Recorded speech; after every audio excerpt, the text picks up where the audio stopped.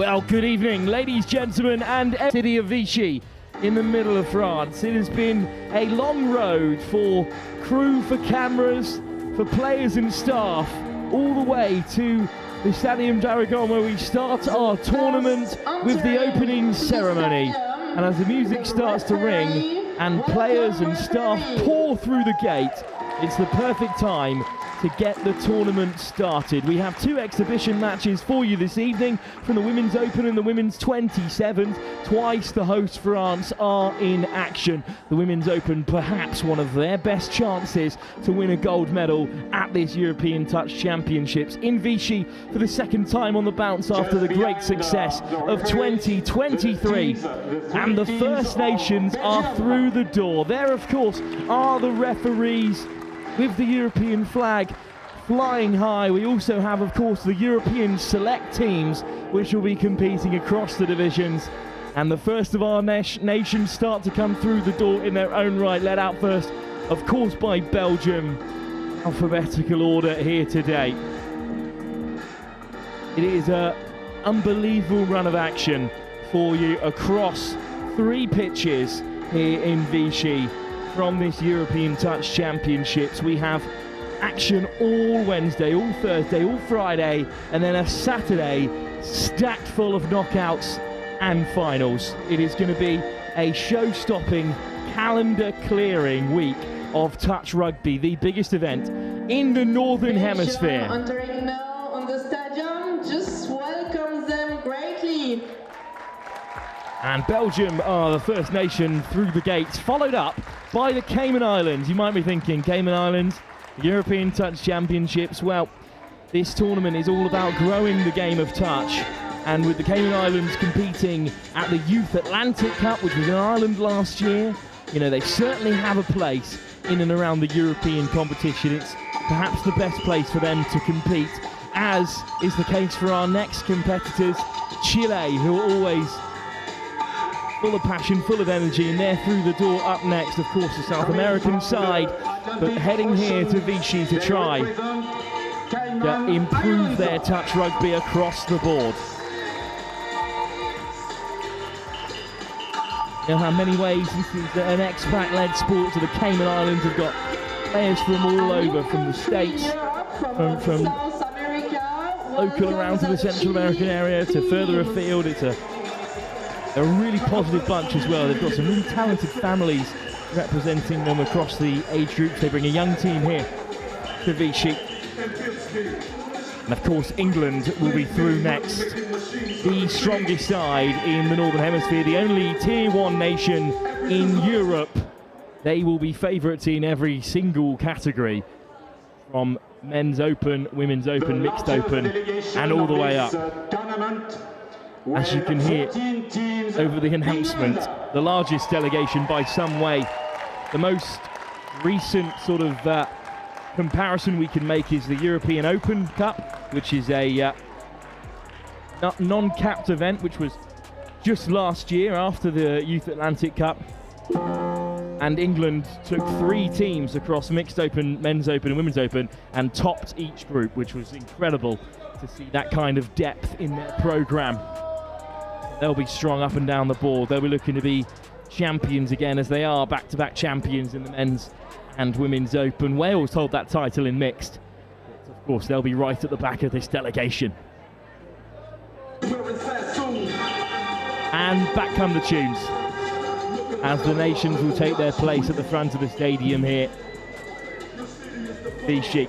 Of course, who can forget that opening ceremony from the World Cup in Nottingham 2 years ago, where the field was literally full with nations. Of course, the European edition won't be quite as large, but as you heard, England have got 14 teams in the competition, so you cannot disregard the amount of players who have gathered here in Vichy.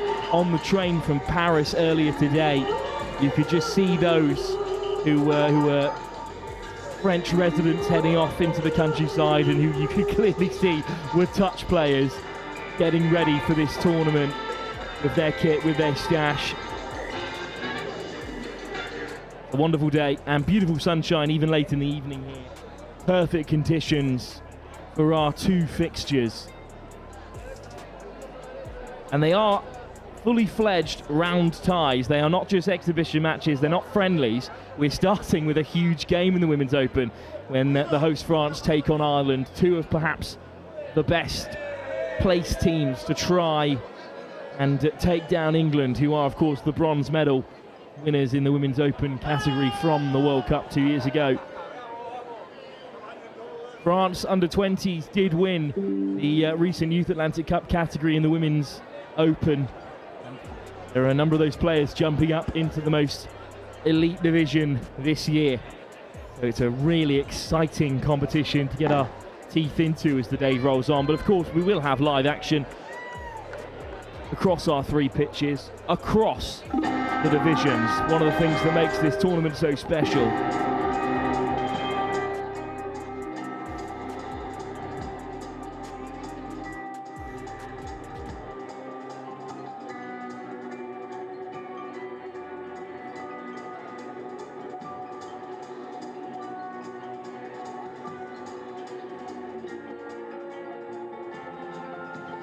And Ireland through the gate now as well in that far corner.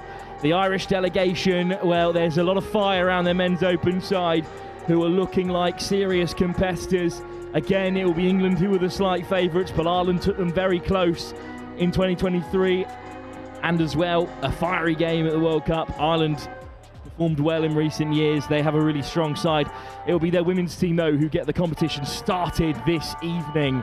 How exciting is that? A big delegation from Ireland, a strong delegation as well. Old Wesley, that grand club over in Ireland, is performing so well. They, of course, hosted the Youth Atlantic Cup last year in Limerick, and it was great to see some home success for the Irish in that competition as well. The Women's Open didn't have the best time of things at the European Open just last year, losing 5 out of their 7 games, including a defeat to France tournament. But they'll be looking on top form today. That was an uncapped competition. That was a warm-up, if anything. Nothing like what we have here today. European Touch Championships. Italy through next. They sort of broke onto the scene good and proper at the World Cup in 2024 when their mixed open side looked very impressive. It's a category they always shine at, but also their men's open team continues to go from strength to strength. Really interesting to see how Italy fare in the competition. No women's open representation for them in this tournament. No men's open either this time around, so they've thrown all their eggs open basket when it comes to the elite divisions, as we expected. Just as Jersey break through for the first time, I will throw you down to Joe Wright, who is pitchside. Yes, thank you very much, Wilf. He keeps trying to walk away from me, but I am going to get a word with Chris.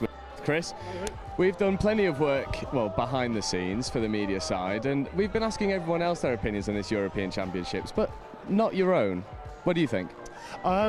I genuinely thought that gathering down outside the Opera House that we were at, and you very kindly did a Martin-style grid walk for it, was the best. It's you know, I've been to 4 European Championships now, and that is far and away the best one, including the ones we've had in England. So that's the overall atmosphere. We've got the Portuguese behind. If you swing around and take a look at this lot, they've been dancing away in town. Overall, I think the atmosphere has been brilliant. It has been, and that's what this competition's all about. You know, all of the serious action starts, you know, in just an hour or so's time. But I think, given how close we are to the World Cup, I think there's going to be a lot of interesting games to watch out for. I know England are in a particular phase of development.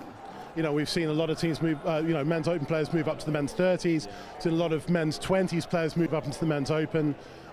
which then obviously opens things up for, for other nations to potentially come on. But then, we know the caliber and the desire of these under-20s, of these men's 20s players who stepped up, and they're going to want to prove a point. So I think, there's a lot of new coaches. I mean, I don't know enough about the rest of the European teams to really know, but, France have developed. England, as I say, have had a lot of coach turnover as well in terms of moving. So it's going to be really interesting to see how everything starts to settle 18 months out from a World Cup. And isn't this such a statement of where touch has gone in such a short space of time? Like, we've been talking about the spectacle of it all being really impressive and quite palpable as well, the feeling around the grounds. Normally, you come into these tournaments and you think England are a shoo-in in all of the categories. That is anything but the case, right? Absolutely. And the other thing as well is just the sheer size. I was thinking there are a couple of nations who you'd normally see here, like Luxembourg, for example, who have not here, unfortunately, and Sweden have sent a mixed 30s team in previous years. But actually, in terms of the scale of the tournament, it's not a million miles off, say, where the World Cup was certainly in Coffs Harbour, and not far off what it was in Malaysia in 2019. So just in terms of the scale of how the European national touch organisations have grown, I mean, we're seeing Scotland come past us at the minute. They weren't, a couple of years ago, their team was a lot smaller than it is today, and we're seeing with Ireland as well, the Irish team, massive, absolutely massive. And so, it's from a European perspective, it's brilliant, absolutely brilliant to see. Yeah, absolutely. And, Team Scotland are coming behind us now. They have sent so many teams to this tournament. They have really established themselves as one of the sort of premier nations on the touch circuit in Europe, and I know that for them this is an opportunity for them to go on leaps and bounds and challenge for those medals, where previously they would have had to have a perfect tournament to do it. Now it feels like a very set thing, and we've got Touch Spain as well who are coming in. What about Spanish touch developing over the recent years? I think as I say, you see a lot of them. A lot of these nations, as you say, are developing rapidly. I think what's helped with this is the changing competition schedule. So the cycle. So you've got World Cup, and then every 2 years you've then either got Euros here or Asia Pacific for obviously Asia Pacific. But then in between times you've then got a slightly more development tournament. So you had the Opens European Cup, the Seniors and Masters European Cup, and as a result I think that just benefits all the nations. I mean, and I include England in that because we sent 6 development squads to the Opens competition last year, and those players are then given an opportunity to step up. But again, it's the same with the likes of Spain, Italy, France, and again some of these nations now want to play in the England nationals. Yeah. So they're starting to play a lot more and test themselves against each other and against the bigger nations around, and that can only be good for the sport, right? Absolutely. And I mean, look at this spectacle that we have in front of us. The European Championships have gone from strength to strength over recent years, and one of the more even championships that we've seen on paper as Wales and Switzerland come marching in. It's set up to be an unreal week of touch. Oh, it's going to be brilliant. I think that it's a beautiful weather for it. The last time we were here in 2023, I think it's one of the things that you were asking, that we were talking about back at the Opera House over a coffee and a nice ice cream, was kind of like what's different compared to 3 years ago. I think part of it is because it was 3 years ago since the last Euros. I mean, we had the World Cup in England, which then dominated everything in terms of England touches planning. But it has been a long time for that. So of course everybody's just really excited to be here. And as you say, over the side. And the other thing, 3 years ago, the humidity was absolutely. It was just really hard going for everybody. Now you're looking at 30 degrees max out, and no humidity, which is brilliant. I mean, that's 10 degrees cooler and a lot less humid. You're going to see a lot better touch as fatigue doesn't kick in as much later in the week. Yeah, we've spoken a lot as well in recent years about the perceived gap between England and the rest of the nations in Europe. And I was having this debate on a podcast a few weeks ago saying it's actually quite a positive thing because a lot of teams are playing catch-up, which drives them further, especially when you talk about sort of like Australia having their monopoly, and we've spoken enough about the Australians for my liking, so we'll park that one for now. But you're seeing teams like Portugal touching Spain, going from strength to strength as well. They're setting up their own Nations League, they're setting up a lot of regional divisions, not too dissimilar from the NTS style tournaments that we have here in England. And I think you're seeing years of work come to fruition now with this Euros set up to be, for me, the best one yet. Yeah, I agree with you with that. I think it's going to be the most competitive one yet. But also, I think you look at France, as I say, have developed massively as well. Yeah, there's not much more to add to that, to be honest. I think it's just, I think you're, as I say, you're seeing much larger numbers of players. We're seeing, returning players, we're seeing new players. The other thing is you're starting to see, Ireland have got their relationship with the Irish Rugby Union. France, Vichy are now got a base here in Vichy, as have a lot of other sports. So they are, it just gives you a platform to springboard. England have had that with Nottingham for quite some time, and now with Warwick, with the preparations for this week and the European Youth Championships in a couple of weeks' time, and so that can only benefit everybody else. So, yeah. Do you want to go and try and find you some other people to chat to? No, you've got more than enough to say, but that's good. This is shaping up to be one of the most impressive touch spectacles since the World Cup, and I think it's high time to throw back up to Wilfred Kelmsley with a bird's eye view, because I'm sure those cameras up there have a much better view of just how special this view is than me. Thank you, Joe. Joe Wright, of course, he'll be lead comms throughout the week, of course, and Chris Wearmouth, who's England Touch's head of marketing communications, but we all know that he does an awful lot more behind the scenes, and he was once again a huge part of getting us here to this event today as the European Select head through the gates. They're an interesting side, the European Select, made up of players from all over, really. There are some English players in there, as well as Denmark, Switzerland, those developing European nations, and also some of the bigger European nations who perhaps haven't put a team into their perspective category. Nice stash as well on the European Select side, the red and blue stripe. And of course, the final people through the gate have to be the host, France. In the top of your screen there, just look at them. So many French representatives here today, so many French fans in what is really the heartland of French touch here in Vichy.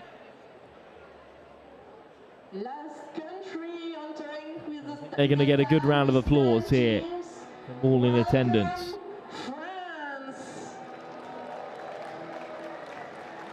A lot of support though from all over. As you can see inside that crowd as well, there's a lot of Germans here today, a lot of Dutch in the trademark orange caps. There's a lot of Welsh supporters here. The French through the gate. Of course, such a great opportunity. This European Touch Championship's been going since 2010.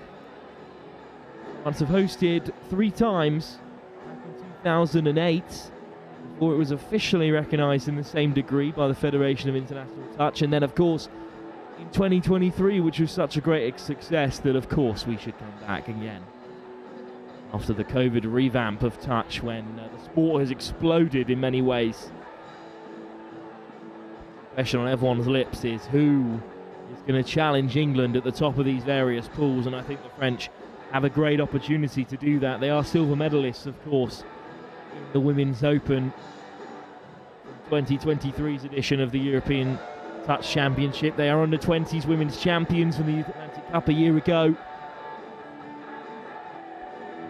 They're well up for this one, as you can tell. Excitement and the smiles brimming off the faces of those heading through that corner gate onto this pitch. Of course, this is the only game that will be live here from on Stadium. The 2 exhibition matches this evening, which do actually represent the first 2 round of fixtures for the Women's 7 and Women's Open. Then we're off to, we're crossing the river into the main sports compound where there are 10 pitches in total, I believe, 3 of which will be live. Our colleagues in Australia are also joining us. A real taste of that importance of this event and the attention it's received across the southern and northern hemisphere as well. Plenty from the south here, keenly getting an eye on what will soon be their World Cup opponents. The tournament kicks off in New Zealand. They've lined up. I believe we'll have an address from some of the more important people, of course, the organisers of this event. Hear from Chris Simon or from Olivier Cordon, France.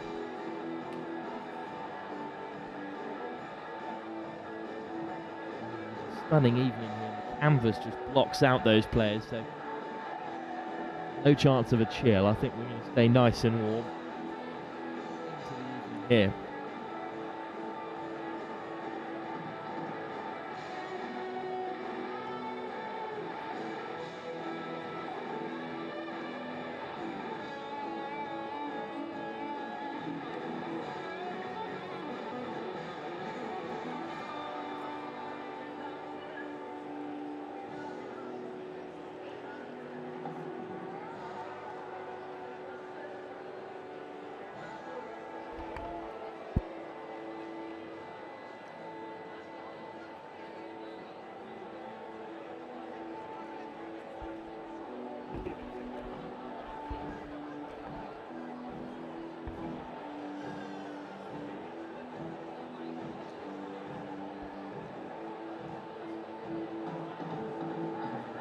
Well, I'm delighted to throw you back down to Joe Wright, who has managed to refine the camera, and we'll get up close and personal with some of these European competitors here in Vichy.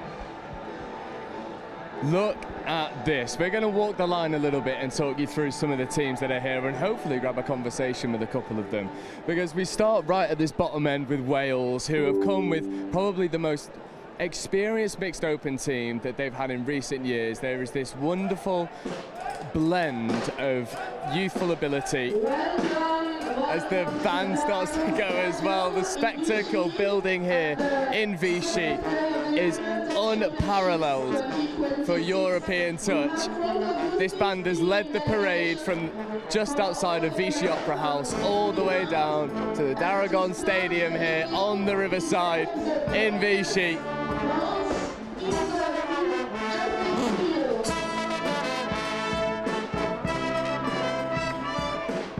And the energy is building. The teams are getting involved. Team Wales, Team France, the host Switzerland.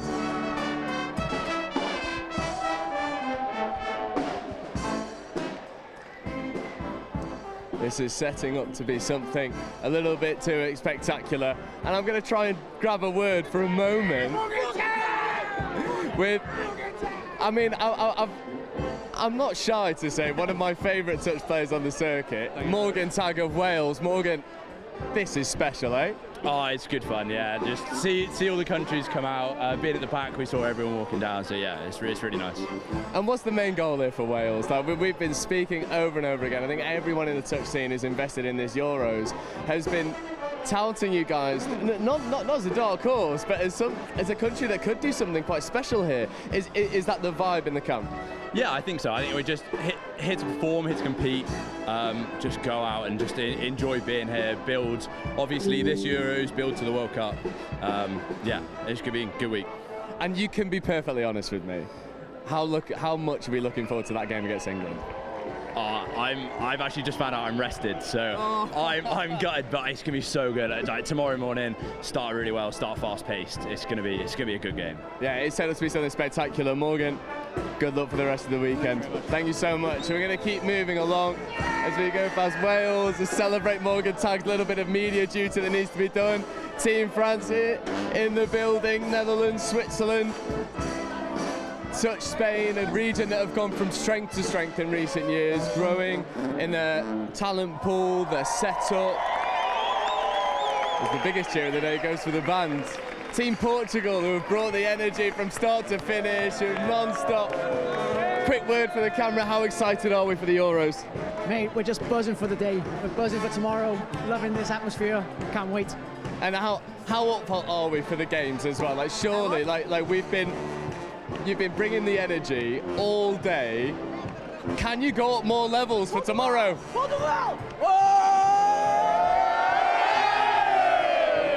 There's your answer. Good luck, my friend. Take care. This Euros is billing to be something special. Everyone's bringing energy as we walk past. We're going to make our way over towards Ireland. I'm going to see if I can spy a couple of the boys who have sort of honed their trade in England. Yeah, I'm sorry, you've been nominated by a friend.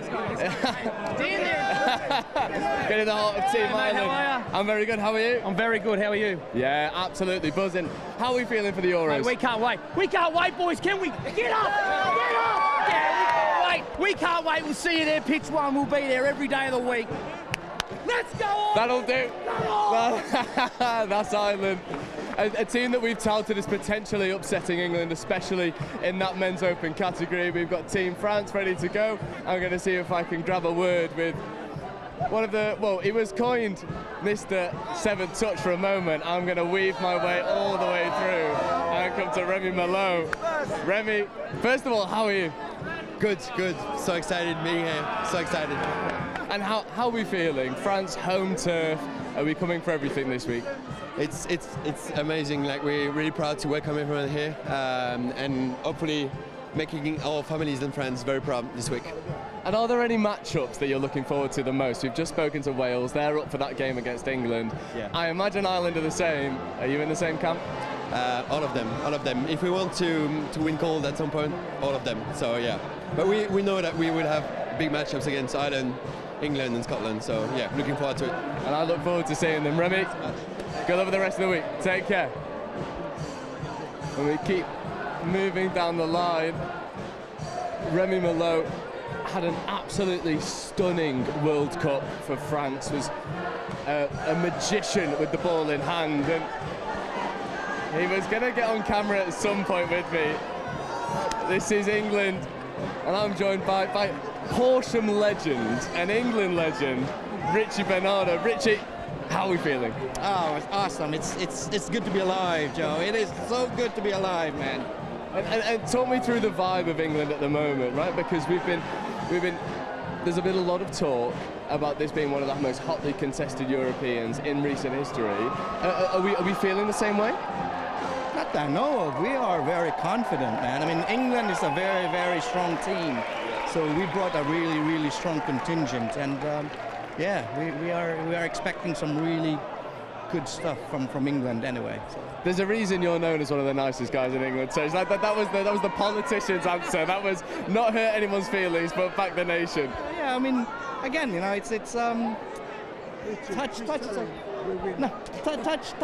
is like, it's an awesome sport. Like, just look around you, man. I mean, where can you find a sport where I could still play? Like, I am older than time, Joe, and I am still in the pitch, man. It's awesome, man. Oh, good. Richie, thank you so much. Enjoy the rest of your week. And Mark, you had something to say. What do you think? I think England are just going to wipe the board. That'll do. Yeah. Thank you very much.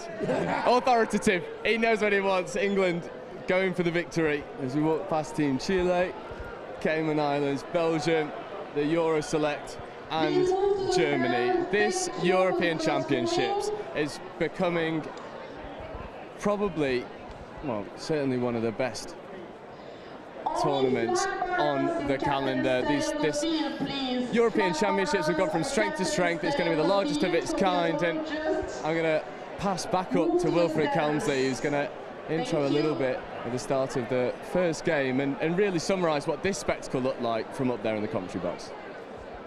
Thanks, Joe. Yeah, people just starting to fade away as the organisers are getting a grip on things. I was just caught by Chris Simon up here in the comms box. We had a little chat. I'm looking to get my hands on some merch because it looks excellent here today.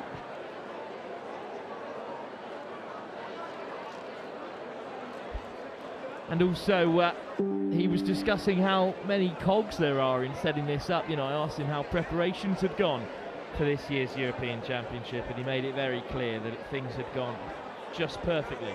And, you know, getting this venue ready for this evening all the way through to the many moving parts, the sheer mass of people coming to Vichy, it's gone really well, and everyone seems pretty pleased with how things have started. There's the odd fire to put out, as there is always at an event of this size, but once again, Fit have risen to the occasion, just as Chris Simon did along with his team when they ran the World Cup, of course, which is one of the big driving factors behind his appointment, with these events growing every year.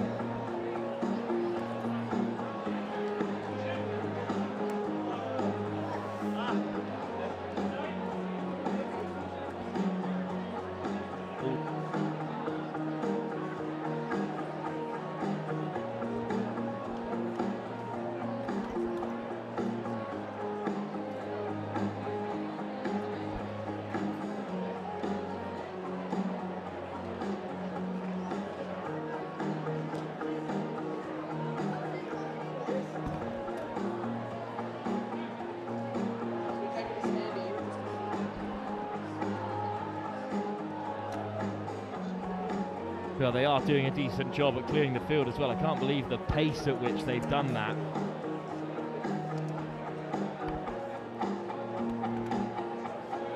And indeed, we are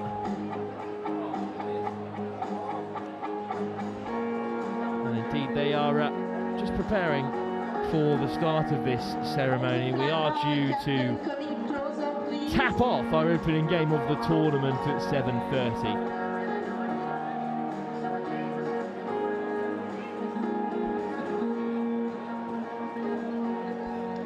To come at 7:30 is, of course, that clash between France and Ireland, a really interesting tie. Some great players hopefully on show. Year of upheaval for the Women's Open in France. They've had some big names retiring from the elite division, and also a lot of players from that under-20s gold medal winning side from the Youth Atlantic Cup making the step up, taking on an Irish side that has got lots of experience from World Cups gone by, as well as some new faces coming out of the club scene in Ireland, which was referenced by Chris Remuth earlier this afternoon. Their great connection with the IRFU. So now that the field is thinned out, you can see there is the Italian side getting their team photo while they have the chance, and then in the centre of the park here is the remaining representatives, the captains of each team, plus the flag bearers from each nation. It's great to see these special players getting a bit of special attention. Nothing wrong with that at a major event like this. Close to each other because the stands will be full. So no free place between you.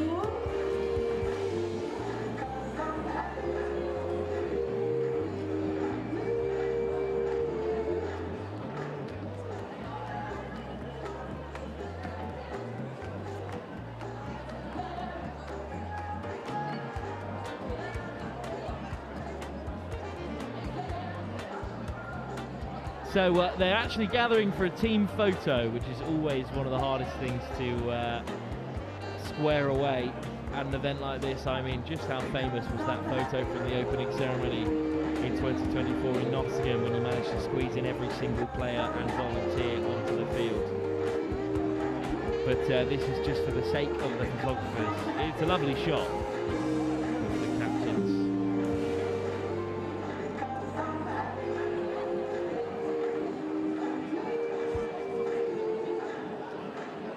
And there, the players taking to the stand. I'm fairly certain that there's going to be a full house here for our opening game of the day, which is, of course, round one of the Women's Open between France and Ireland, due to kick off in about an hour's time.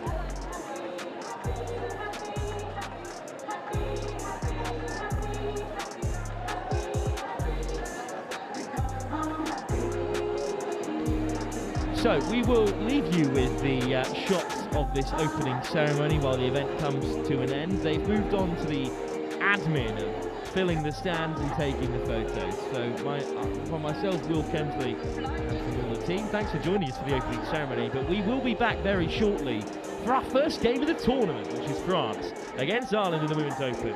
Due to tap off at 7:30 p.m. local time.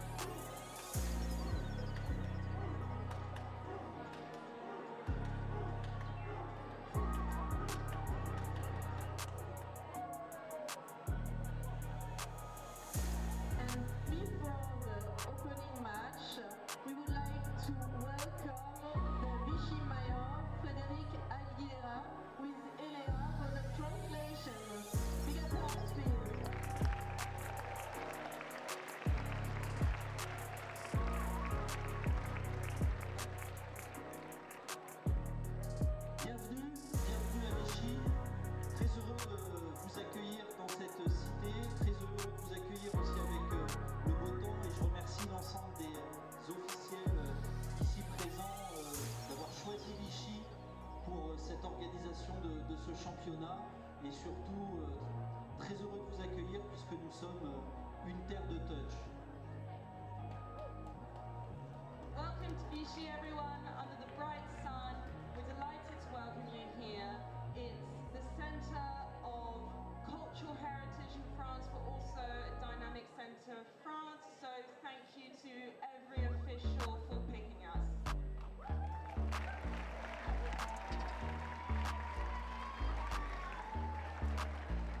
En plus de vos matchs, vous aurez la chance de découvrir une ville, la ville de Vichy, qui est inscrite au patrimoine mondial de l'UNESCO comme grande ville d'eau d'Europe, avec 10 autres villes européennes. Donc c'est une ville de patrimoine,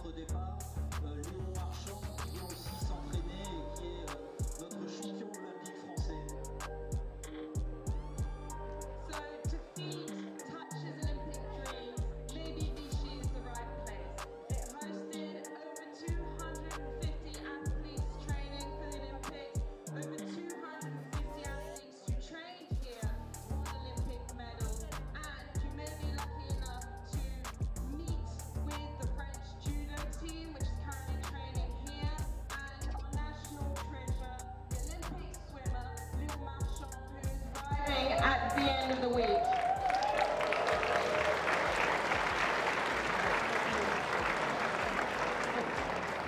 Donc je vous souhaite une magnifique compétition, je vous souhaite de passer un agréable moment à Vichy et vive le touch. So we wish you every success, we wish you the best time here, and go touch.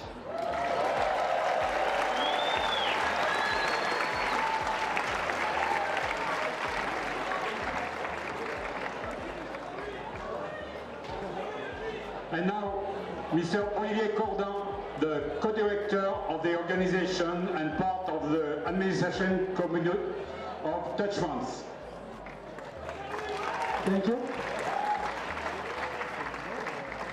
So first of all, good evening and welcome to Vichy at this wonderful stadium d'Aragon. Vichy is not only where we're going to play these games, all our competition, but it's also the beating heart of touch rugby in France.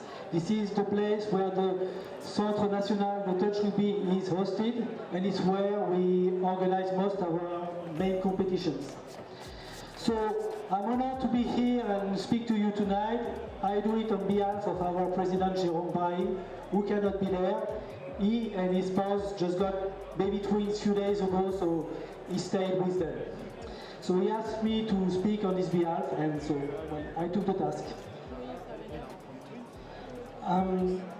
So what is important for us is to thank Vichy community. So they are represented here by Mr. Aguilera, so he's the mayor of Vichy and the president of Vichy community. There is also Jérôme Curie, so the deputy mayor of Vichy in charge of sports. He was there. And I also like to thank the mairie of Bellerive-sur-Allier, who hosts the Centre Omnisport.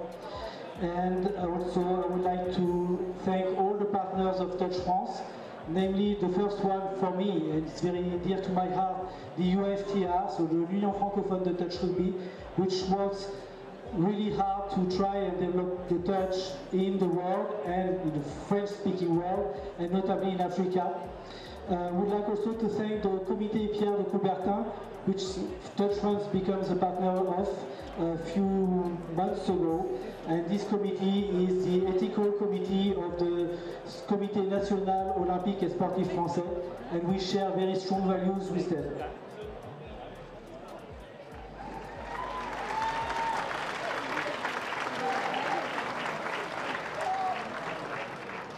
So I also obviously want to thank the Rugby Club of Vichy for hosting us here tonight, and also, because it's extremely important, all the volunteers, all the staff members, all the managers who made this competition possible. It was not extremely easy to organize, so thanks to all of you. And we would like to thank the FIT for trusting in Touch France for organizing this competition again. It's the third time that we have the Euros in France. This one is particular, it's the biggest one of all.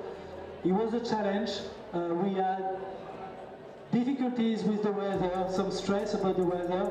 A few weeks ago we were scared that we would have to cancel the whole competition because of the heat wave. So luckily here we are, and we can start this competition, we can launch this competition, and I'm sure it's going to be a success. The players will enjoy, the staff will enjoy, the manager will enjoy, and the volunteers will enjoy their time. It will be tough sometimes, it will be funny sometimes, there will be some tears, there will be some smiles, but at the end what is going to win is one of the most important values of sport, which is friendship, sharing, and the mixity and the inclusivity that our sport carries.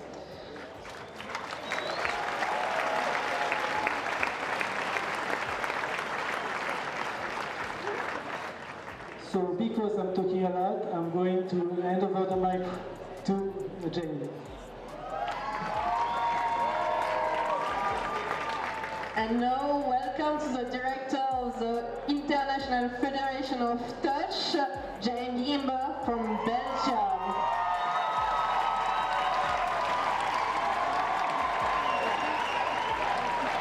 Hi everybody, thank you Belgium. On behalf of outfit, it is my great pleasure to welcome you to the European Touch Championships 2026. First of all, we have some very big thank yous to make to Touch France and Vichy Sport for hosting what will be a spectacular tournament, à Monsieur le Maire pour l'accueil chaleureux, and to all of the volunteers from Touch France Fit and different countries who are giving their time this week to make sure that the event runs smoothly. And to all the players and the coaches who are bringing their energy and the high levels of touch. And finally to all of the referees who are making sure that all of the games run smoothly. As Olivier said, this is the biggest Euros to date. We have 13 different categories of competition, from the Opens to the 55. We have 78 teams competing from over 15 different countries, including 3 European women's select teams. Thank you for the women's touch and for everybody who contributed to that. We were blown away by the number of women who applied to play in the European select teams. Over 100 applicants from 14 different countries, meaning that we can field 3 teams across Women's Open, Women's 35 and Women's 40. So thank you on behalf of the Women's Commission for making that happen. And you will see as well that tonight's opening matches are celebrating women's touch. To kick off the first match, we have the French Women's Open versus Ireland Women's Open, followed by the French Women's 27 playing Belgian Women's 27. Both matches officiated by female referees.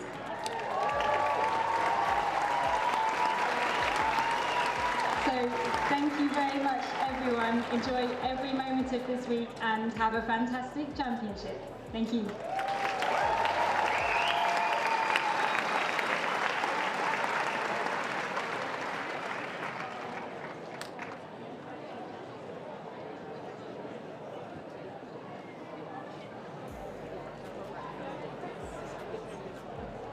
Très bien, maintenant le moment le plus important, je déclare ouvert le championnat d'Europe de Touch Rugby 2026.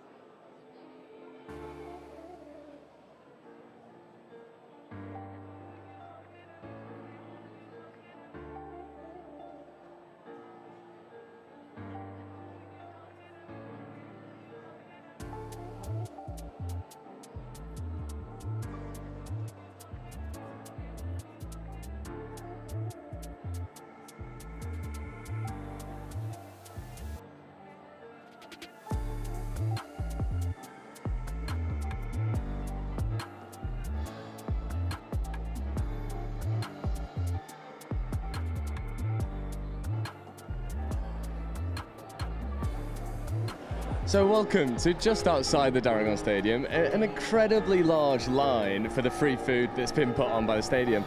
And I'm joined by old teammate, co-commentator, and now European referee, Lloyd Dafford. Lloyd, will you just talk us through the European, first of all, that opening ceremony from a ref's perspective? That was pretty special. I mean, we were right at the front when the band started playing, and it was immense, like just a little brass band, but so good. Yeah, really good. The walk was quite long. The police escort made it shorter.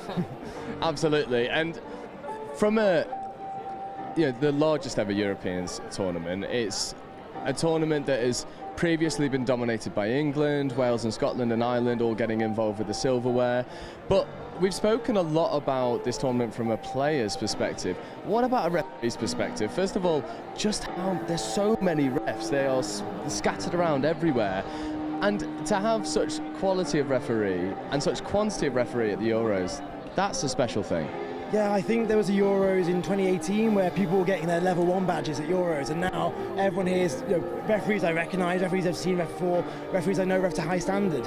In our briefing, there's like best part of 100 of us in a room, which is immense to see. And then on top of that, because there's so many games and there's such a high level, the schedule's going to be very much in flux because we've got the numbers. So if someone's injured or tired, normally that's, oh crap, that's a player ref slot, that's a this in the local level.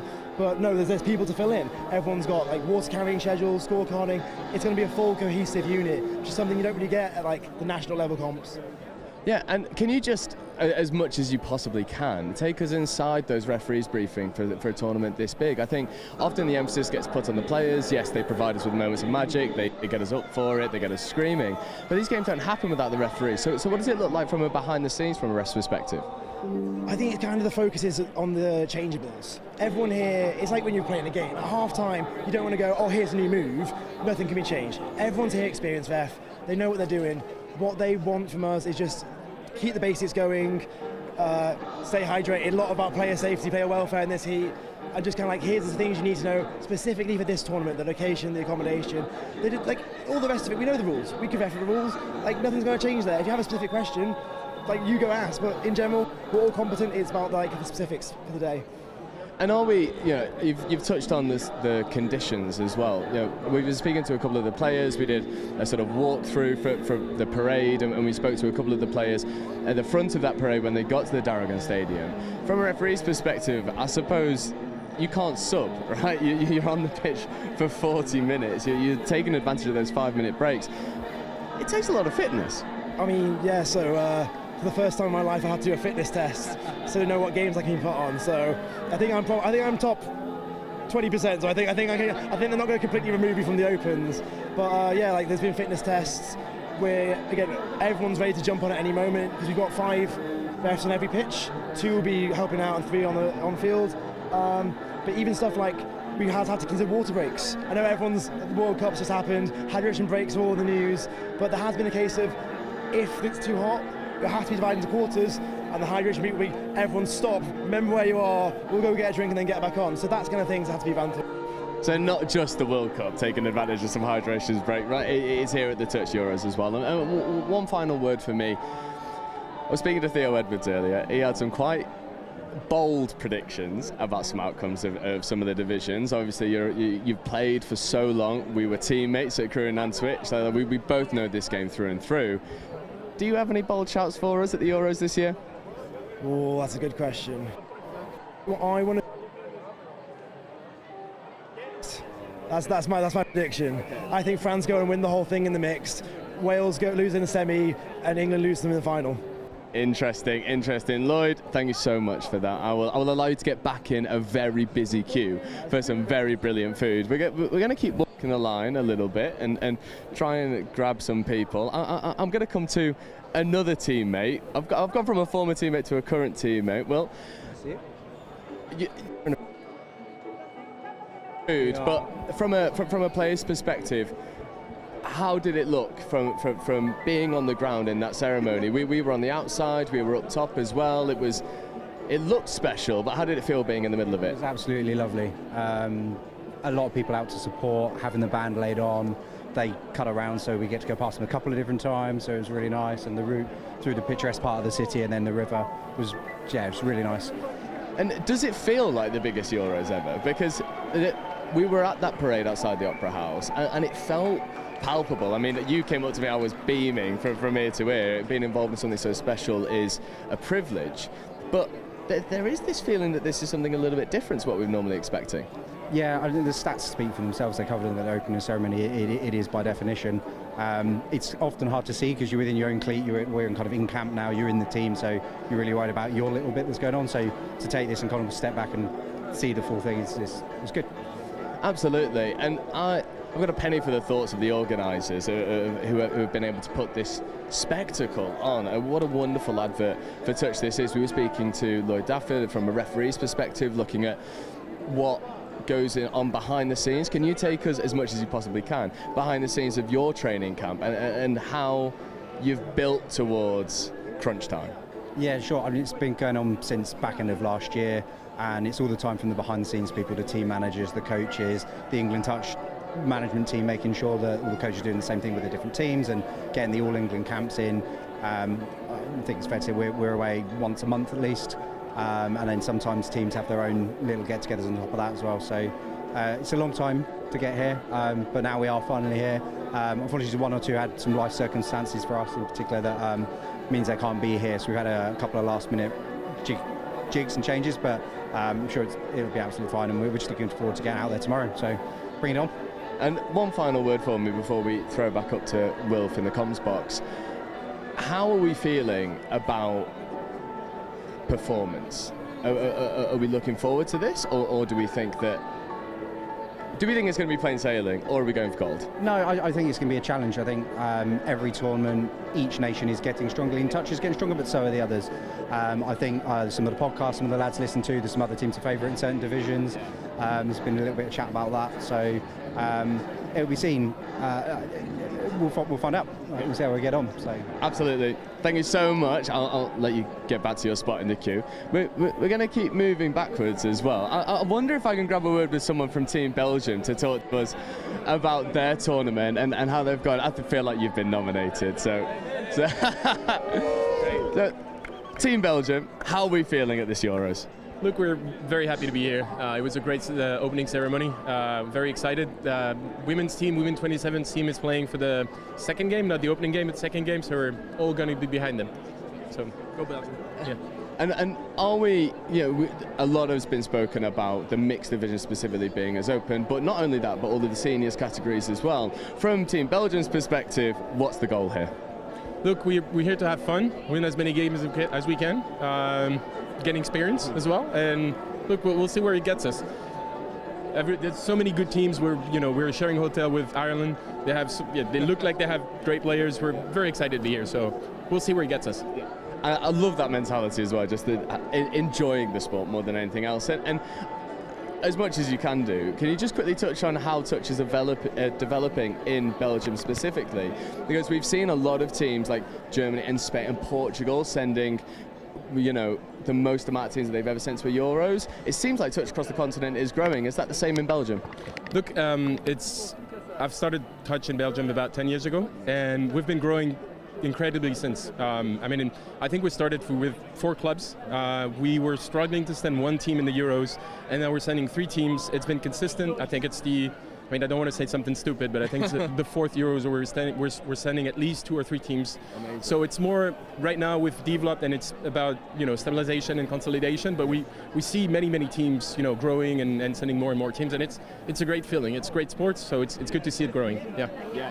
And the growth of the sport across the continent has just been phenomenal. It's gone from strength to strength. I wish you all the best for the rest of the tournament. Thanks, man. Enjoy your week. And we're going to keep moving, and I'm going to try as best as I possibly can to get a word with someone from the Cayman Islands. I wonder who'll be brave enough to come and step on camera. I feel like you've been nominated. Would you like to come and have a look? You can come as a duo if you'd like, if that makes you feel a little bit better. First of all, can you introduce yourselves to the camera? Who have we got here? I'm Doug Rowland. I'm Tommy Keogh, sir. And how are we feeling about the Euros? Being involved in that opening presentation was pretty special from our perspective. Cayman Islands bringing in the energy as always. Did we feel the buzz of that one? Yeah, it was very cool. Very cool. It was quite cool seeing all the teams all lined up on one field together. Yeah, it was pretty impressive. And what's the aim for the Cayman Islands at this Euros? We've spoken to Belgium, we've spoken to England, we've spoken to Wales, Ireland, so many teams. But the Cayman Islands, you've got some flash stash on as well, right? Like the kit's lovely. Are we trying to get the performances out there as well? Yeah, that's the aim. It's only our second international tournament. So yeah, we're still pushing the boat out there a little bit, trying to grow the sport at home and trying to grow our name amongst the other countries here and show them what we can do. And how is the sport growing in the Cayman Islands? Because we're speaking to Belgium. This is their 3rd or 4th competition. They've been able to send multiple teams. We'll keep moving forward so you don't lose your pace in the clue. Don't worry. How is it growing in the Cayman Islands? We'll come to you first. It's going quite well. We've actually have a youth team coming up in a few weeks. I think it is for the junior tournament as well. So that'll be quite impressive getting like that. Yeah, there's a very good youth setup at the moment. A lot of the team is similar to the World Cup back in Nottingham 2 years ago, but we still got a few guys coming up and a lot of youth teams.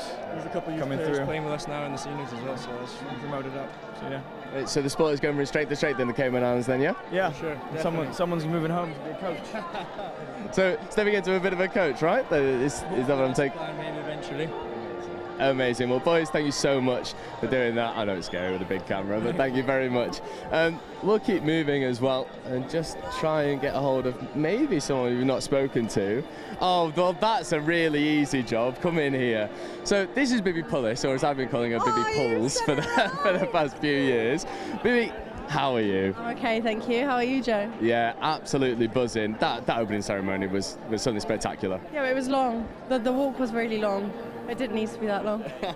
And how are we feeling going ahead of the Euros? Obviously, we've shared the pitch together. We've also done a bit of commentary together. We've spoken a lot about how touch has gone from strength to strength.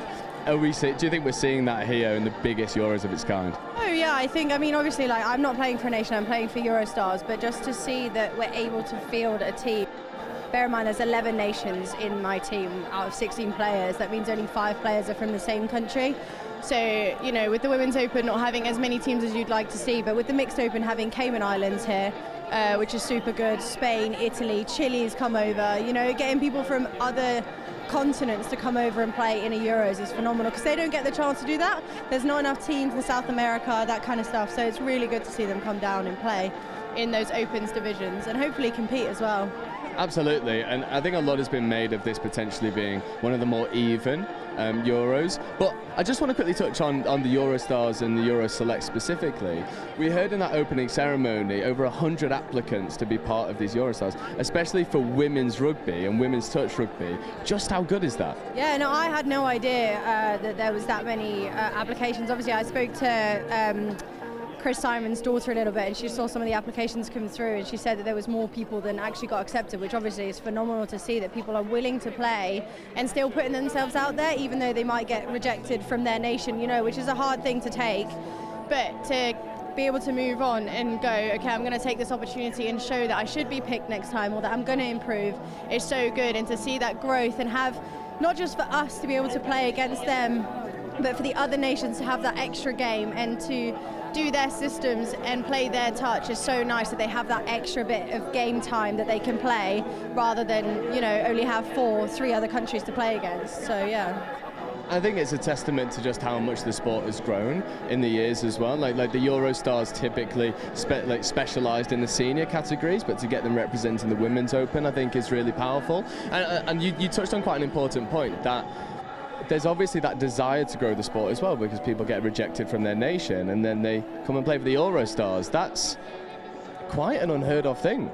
Yeah, I think, like, for me, obviously I didn't get picked for England, and it was either I dwell on it and I watched the Euros from home, or I take the opportunity that I've been given. And I might not play with a team that's as good as England, but it gives me the opportunity to play my game. Same for all these other girls, you know, they're going to show their nations I should have been in this team, or at least give their best chance, that they, you know, their best shot that they can give, showing that they can play touch and that they can develop and learn, because that's what you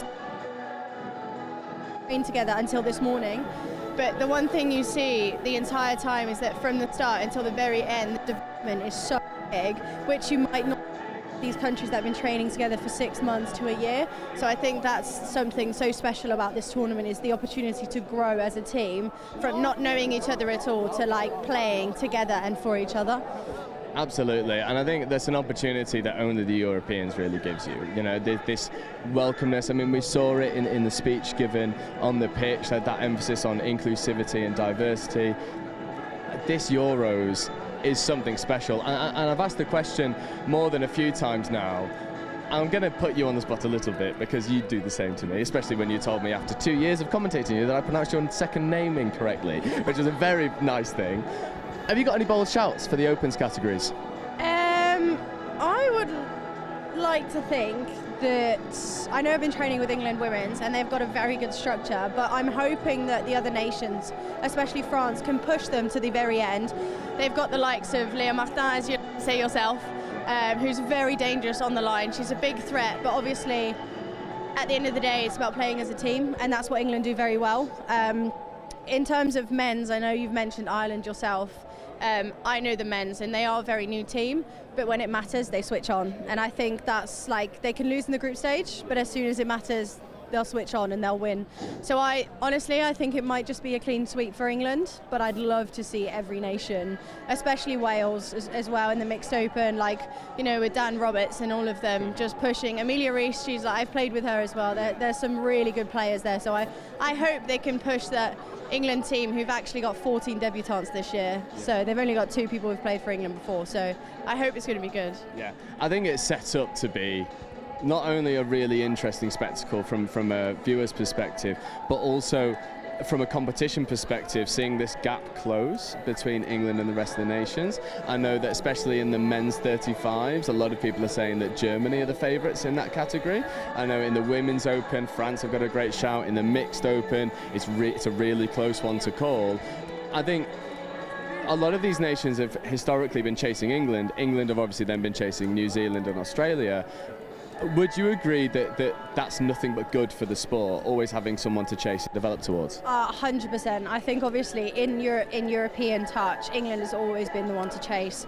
In world touch has always been Australia and New Zealand. I mean, we saw at the World Cup, we saw England compete for that 3rd spot and they got it in 2 opens categories. And now for them, it's the matter of competing against Australia and New Zealand for that next World Cup. And we'll see that's what they're working towards, and hopefully in 2 years they'll compete and the other nations will catch up just as much as England will to Australia and New Zealand. Absolutely, and we'll see that in 2 years. Bibi, thank you so much for joining us. I'll let you reclaim your spot in the lunch queue as vastly developing. That's it from us here down at the ground in a very packed food queue. I'm going to throw it towards Wilfred Kelmsley, who's going to take you through the first game, and then I'll swap over with him for the next one. Thank you, Joe. Yeah. So what you've got to be really careful of. Yeah. Yeah. When you kept putting it in the other hand.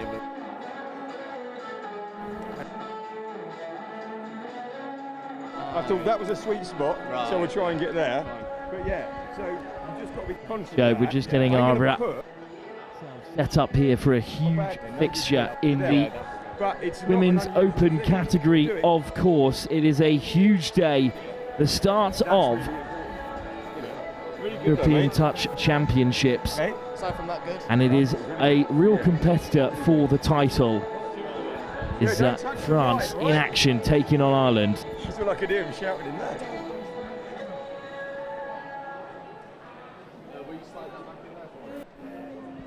Right, front seat. How was the journey? Front seat. Nice t-shirts. Yeah. We only get 2 each. Couldn't afford 3. Front seat. There's so much more to come they're cotton, here today, but we are going to start, of course, at 7:30 with that bag, so the women's kickoff between Ireland and France, and then there is action for the women's 27s category, and this is not just a exhibition match, this is round 1, good and proper, of the tournament. France taking on Ireland here at the Stade d'Aragon in Vichy, France, the heartland of touch rugby in the region and touch France. I listened to it and it was fine when he was talking. I could hear him the whole time talking. Well, I could hear you.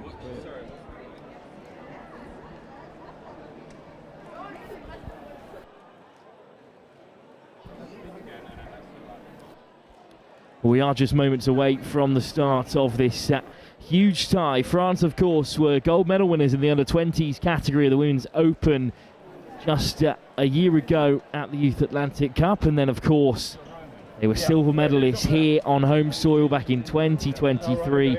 They have had some huge changes in their ranks and also a couple of retirements to different divisions, but also this young core of players that were part of that under-20 side that have all taken the step up into this category.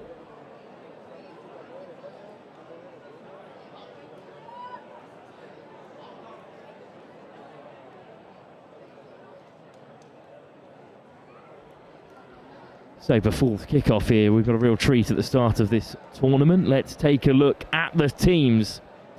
Well, we'll start with the hosts then, France. Mathilde Henry, one of the potential players of the tournament. Maya Lalabert, Charlie Luc, Pirard, Jade Villeneuve, and Josephine Dessau's also part of the side, part of the 2 Dessau's sisters in the side. One's graduated from Cambridge, the other at McGill. Clara Guerrero, Then Chavance, Maureen Gronemet, Blaine Levesque, and then the Wonder Kid turned full-on superstar, Leah Martin Mendes Lopez, who started as one to watch in the World Cup in 2024 and has become a key player to the side. Maeve Manikachi, Pauline Guillaume-Va, Elsa Klaas and Rose Juban, both part of that under-20 side, alongside Marianne Roche, who won gold a year ago. Arnaud Levesque, the head coach, of course, a legend of the game in France. Well, the referees have entered the fray, but it's Ireland that we'll focus on here. Vice-captain Aisling Gill is alongside her sister Caitlin. Cara Somerville, one to watch in the Irish team. Charlotte Nagel as well, a key player for them. Emma Murphy, Georgia Codra, Katie Harmon and Katie Jelfs, alongside the captain, who was skipper at the World Cup 2 years ago, Leanna Prizeman. What a player to have in the side, alongside a second Somerville in Neve. Shannon Gill as well, the third sister. What a dynasty they are in the game of Irish touch, alongside Ali Flynn, Kelsey McGrath, Rachel Duggan, Maeve Brown and Victoria Barrow. Head coach as well, new head coach at the start of this competition, but another legend of the Irish game, Billy Nowini, is in charge. Alongside me as well on co-commentary, Clementine Farr joins us for the start of the tournament, just as Ireland look to take the stage, but it is a chance to focus on France. So much success in the Women's Open category. We were both out there in Ireland when France won the Under-20s Championship, taking down England, but it's a tough start for them in the competition. Yeah, it is very tough. It's a very, very tough start for them in the competition, especially facing a very, very solid Irish side, I think. We'll see. They've had a few adjustments in the team. They've had a few injuries as well, so we'll see how that turns out.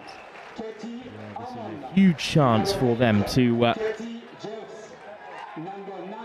challenge the hosts early doors, but of course have national anthems before we start today. Just waiting to see if Number 12, Ali Flynn. Number 13, Kelsey McGrath. Number 14, Rachel Duggan. Number 15, Maeve Brown.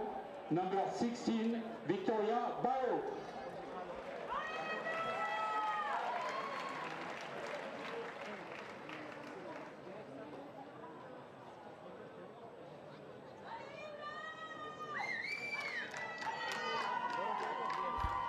So just double checking the schedule, we are going to get underway real soon. Coming back alongside me. I mean, of course England are the favourites in this tie. I mean, England are the defending champions. They are the record champions across the Men's Open and the Women's Open especially. But some big chances in this tournament. And as we were discussing in the build-up, there is a chance that England could come away from this European competition without any silverware, because there is so much strength growing on the European scene in Ireland, in France, in Scotland, in Wales. Well, that's a very very risky bet to say, but to say the least. But I agree with you that there's very, very solid sides in this competition, especially in the Women's Open. The real question is, who will be in the top three? Well, that is the huge question, of course. And with semi-finals to come in this category later on in the day, who knows what can happen. So we should indeed, as you said, go live with this game any minute now. There's a bit of a late Fiji for the French side. And of course some late warm-ups on the Irish side as well, but also some brilliant chants behind us. You can hear them loud and clear. There's a huge audience here because, of course, we've had the opening ceremony and it looks like pretty much everyone has stuck around for these first two games, which, of course, you'd expect because everyone is so excited about the first tap-off at the European Touch Championships 2026. I mean, why shouldn't you stay for those games? I mean, it's going to be an exciting game, two exciting games, if I may say. A very, very strong start, and especially a pleasure to have both games that are in the female category and refereed by an all-female side. Well, it's interesting that the message written by Olivier Cardon, the representative of France Touch in the build-up, did say that a big part of having these two women's games here at the Stadio d'Aragon was about centralising women's sport as particularly key figures in the growth of touch, because women's touch has never been at a sort of uneven keel with men's touch as it's begun to grow, which it has been, of course, with so many sports. I mean, In the case of things like football or soccer, of course, women were completely banned from competing due to its, due to its popularity in places like the United Kingdom. But women have always been key to the game of touch. Female referees, female coaches, female players, they've always been at the heart of that. And that's exactly what France Touch are trying to remind us of by having the first 2 games and the 2 games here at the stadium, under the lights. The first massive showing of this competition are both women's fixtures. It says a lot about their commitment to making sure there is always a balanced growth of the game. Absolutely, and I think it's a very, very good decision as well from Touch France, because we've seen the girls rise up the level, not only in France, but Ireland as well, Scotland as well, in Belgium as well. There's just so many talented women out there, and I don't think there's enough space for them in the mixed team, so of course they have to have their women's category as well. And why shouldn't they? They're really good at what they do. Absolutely, and it will be France who tap us off here, going right to left in the first half of 20 minutes, and we are underway at the European Touch Championships, and it's a brilliant early drive straight through the centre. Charles Pirard makes some good yards, and would you believe it, they're already up to the 7. First chance for France to strike. Off goes Levesque, floated over the top. First score of that tournament! Yeah, and France will take it. Lovely try. I mean, we thought it would have been a Cindy, like a backdoor for the middle, but then Bleu and Levesque actually reversed the play and found her winger, who really clever, managed to just go around her one wing and score this first try. Clara Guerrero off the mark, the fastest here. What a start to the tournament. First drive for the French and their women's open side. Silver medalists here in Vichy 3 years ago, and they are underway on top. Ireland straight away looking for the rapid response. It's Gill operating in the centre. Round the corner comes Shannon Gill. Very good dive, but a solid defence by Marianne Roche. So Gill of the Caitlin variety finds Shannon Gill looking for the switch. Ball goes down. That's a very, very strong start for France. They score first and then they get a really solid defence. Now they have to just go up the pitch. I mean, keep they've got what they're doing and just keep gaining ground. They've got fantastic home support behind us here at the Stade d'Aragon. Just a slight tumble, unfortunately, from Marie Grandjemet. So it will be back with Ireland here, and they've still got both Gills operating in the centre of the park. That's a good opportunity for Ireland if they can make the changes quickly and still keep ground.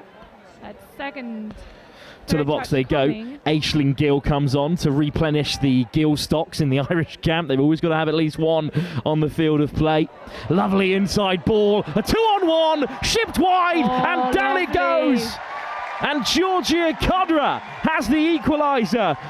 Katie Jels with soft hands. It's brilliant touch from Ireland. Really nice work from Vice-Captain Aisling Gill on the inside to create the space. And we've got a game on here. Oh, yes, we do. I mean, they're just going at it. France scored first, but then they made a really, really terrible mistake when they went up the pitch. And Ireland is not losing any minute. Well, what a response this will be. Leah Martin Mendes Lopez denied by the referee. Well, I thought that the Irish player might have been offside. Well, I think that's what the French public is calling for. The pace of this game is absolutely frantic, but there's still so much control out there, of course. Liana Prizeman, the experienced captain, takes it to the box, and Barrow makes good yards. And now here's Caitlin Gill, all the way up beyond halfway. Are the Irish going to force another strike here? Oh, that's a dummy touch. Yeah, good spot, of course. All-female refereeing team as well out there, as we've mentioned today, which is great to see in the early stage of this tournament. And, of course, with England awaiting in this Women's Open good inside round robin. They've managed to gain, I think, like 2, 3, 4 meters. Every game is crucial, and it's nice work off the deck from the try scorer Guerrero, who heads out to the left wing. There's the dummy, hot stepping from Ladabur, just beyond. Oh, is it going to be... Marianne Roche, and we were waiting, hoping for a penalty call if you're of French persuasion, but it didn't come. I mean, to be fair, the Irish winger did touch, looked like she touched the ball. A very clear view from up here in the commentary box. Oh. But it's another error, this time from Ireland inside their own half, and we saw how the Irish punished France the last time possession was turned over like this. Yeah, they're going to do the changes, but they're still going to keep one or two key players on the pitch. And now we have Maeva Menikachi coming on with Mathilde Henry, who tried to avoid this touch. Henry tipped to be one of the players of this tournament. Yeah, she's a very key player and someone you have to watch. Well, no touch there from Ireland at the moment. A weaving run from Guillaume Var. Yeah, I think Pauline is looking for the penalty, but it was an uncontrolled roll ball. Unlucky for the French team there. Well, indeed, the penalty does go Ireland's way, but this is a good period of play from France, just containing the Irish as things stand. Good early drive, and now they head towards the box, looking to make changes. I mean, it's good defence by France flying up. There's real energy from Menikachi and the like, but that's a great scoop. But a strong arm to deny Cara Somerville.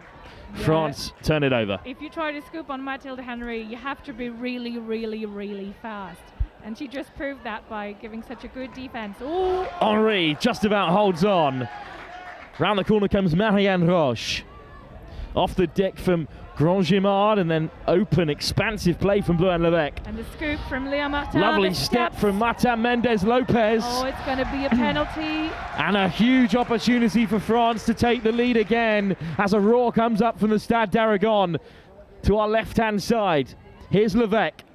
We have a very young pod here with Bleuin Levesque and Leah Martin Mendes-Lopez. But a bit of space for Roche. Touch made. Important defensive intervention from another penalty. Georgia Kodra, but another pen. That's 2 inside the 7 now. Real pressure here from France. Levesque. Are they going to go looking for the third penalty? And then Ireland, of course, will be forced to lose a player for the next defensive set. Martin Mendes-Lopez. She's a really good diver, but unlucky for her. The middle there was really, really spot on in her defence. Niamh Somerville this time getting stuck in.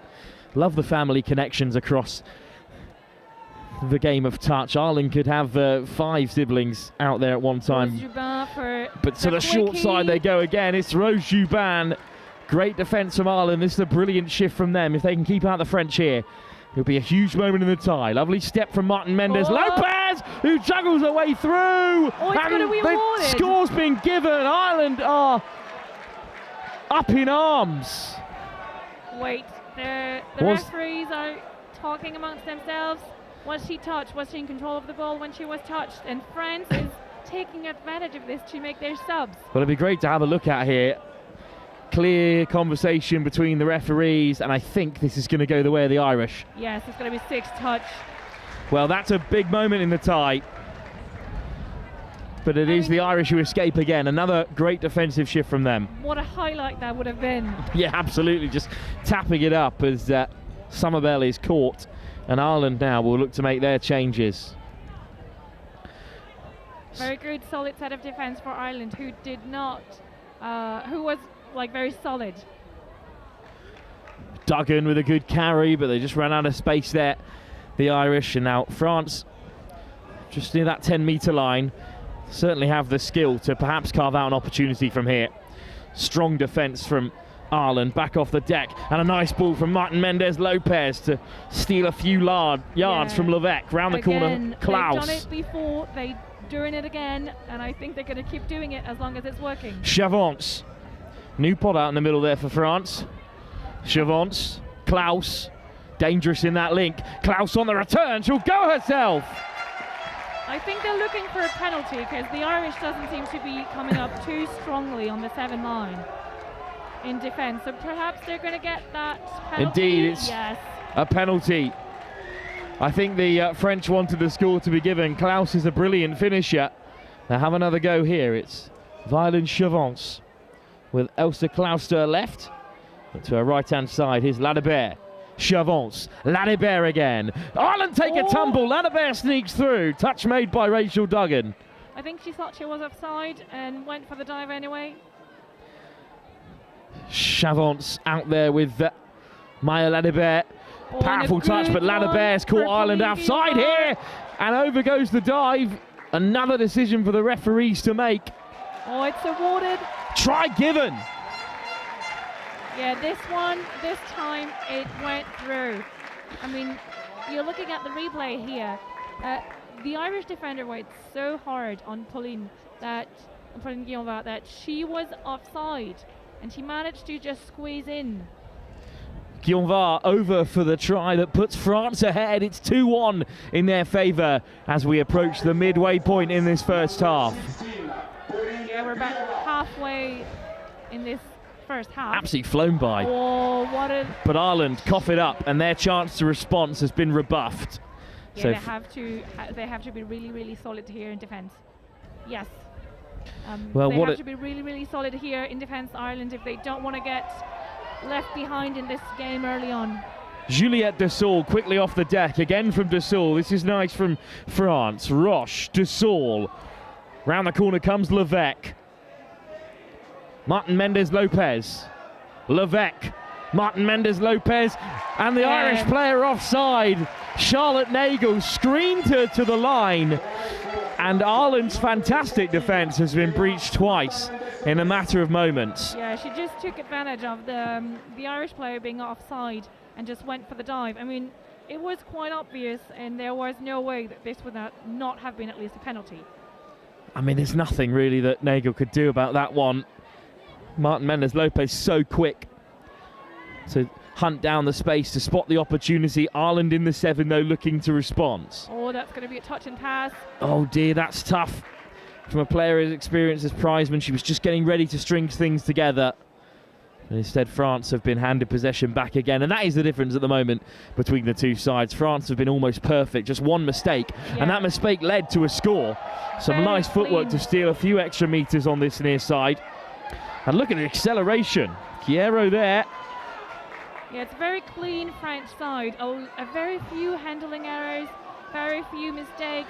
What a pick-up from Henri. Henri scooting through. Who's there in support? Roche gets lost in the mud. Wide it goes instead. Oh, it's going to be balled down. But it was just spill. What a break from Henri. Great support play from Chiara Lou Parard, but she just couldn't get there. Instead, Parard there in defence. But another very good attack from the French side, and it looks like Ireland is a little lost of solutions there. So for now, 3-1. It's a small break, but it is a break from the French side. So let's see if Ireland can manage to spice things up a little bit. Oh, a bit of handling errors. Again, just before Ireland really get the chance to threaten France, they look quite comfortable at the back. Ireland's certainly potential top 4 pedigree within this team, but France, who could well be England's greatest challengers in this tournament, are looking really sharp so far. Oh yes, I think they're gunning for that top 2 spot, France. They want to get that final against England. Already silver medalists. Can they go one step further this year at the European Touch Championships? Ireland looking to respond, taken in by Gill. Bit of a tumble in the back of the defensive line for France. Now they have to take advantage of that late error by France if they want to do something real close to the line. Aisling Gill takes the touch. Nagel, Gill, back inside. Nagel with the Hail Mary pass, but it might have deflected off a French hand. Yeah, and I think we're going to have 6 more. So first real opportunity for Ireland here on the 7-metre line. Nagel! Racing out came Elsa Klaus to amend her mistake. Yeah, very good dive here. They still have some touches left, so they have to find some other way to score. Jelfs, Gill, Jelfs on the inside. Gill with a double pump gives the pass. It is read by the French. I think there might be a little bit of space out wide. Great line speed from France, but I think they've been pulled back for offside. Nagel, Gill, Nagel again, looks to step on the inside, but easier said than done. Elsa Klaas is a great defender. Yeah, and that's 5th one, so they have to go magic now. Nagel caught an unceremonious end to that attack, but I think France might have been penalised here. Leah Martin Mendes-Lopez. Yeah, a couple of times there she's been almost caught for offside. This time doesn't get away with it. Yeah, a very lucky decision for Ireland. I mean, Nagel reaches out, looking for the offside call. Levesque makes the touch. That's the first one. They still have 5 left, and they've done a few changes. They've made a few changes. They have at least 2 fresh players on the pitch. Can they score 4 against 6? Let's see. Prizeman, the skipper, feeds it out. Oh, that's fast footwork from Somerville. And I think Blue and Levesque did not touch her either. Beautiful footwork from Cara Somerville. Ireland back into the tie, just 1 try behind. Yeah, they really went and got that one. I mean, it was really worked. It was hard, but it was well earned. That is brilliant inside-out play from Somerville. Picked her out early doors as one to watch, along with Niamh Somerville as well. In that same category, they're both real live wires. France, though, look how quickly they have rocketed up to the 7 and are back into the game, looking to carve out a scoring opportunity. And they're still looking for that penalty. Eventually, Guionvar is caught. Chavance, they're a little bit narrow on this left-hand side. They had all their eggs in the penalty basket. Still looking for the pen. It's not coming. Touch from Gill. Quick pick-up from Guionvar. Back to this open side. Ireland, well marshalled, touch missed, eventually made. Still alive. But at last, the touch was made, but it's going to be enough. Refused to go up. Finally, the penalty France craved. Chavance. Guionvar. Can they do? Round the corner they come. Chavance somehow digs it out. Ladebert spills it. Ireland really going hard in defence here against France. They know they can't leave any space for them, so they're they're testing the limits, and so far it's worked pretty well for them. There was some messy footwork in there, and I think it just shows you how fine the margins are at this very top level. You can't let any errors slide. I mean, the referees sure aren't. Well, and speaking of it, well, there's another one from Ireland in a similar area. France did eventually score from a position like this, even if they had to milk a couple of penalties inside the 7. Let's see what this talented French women's side can create. It's Henry onto the field, a dangerous prospect. I'm sure she's going to cook up something real nice. Manakachi. Klaus. Touch from the Irish. Manakachi. Henry. Assessing her options. This is patient play from the French. Klaus with a little bit of space. Over the top for Henry. Ireland want touch and pass, but the referee waves play on. And a penalty. Another penalty. A few too many in this area for Billy Nwini's side. Yeah, that's a lot of penalties. France didn't give up that many yet. I think it's 1 or 2 for France. And I think it's at least the 6th or 7th one that the Ireland concealed in the first 7 minutes of the game. Klaus caught. You can see that difference on the scoreline. Henry. Roche. Marianne Roche. Again, desperate for the penalty. They can't complain forever. They've got to have a crack at this Irish line at some point.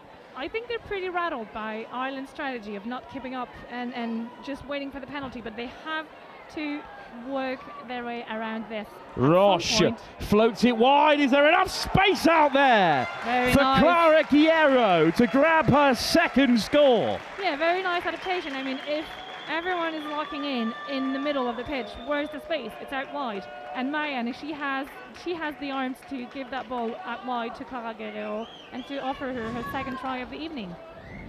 4-2 France. Re-establish a nice 2-try buffer. But there's still 2 minutes, a little bit more than 2 minutes left for Ireland to close up that gap and get just 1 point behind that French team. Prizeman, missed pass to the left-hand side. Looking to draw the French out here. Taken all the way to the line by Somerville.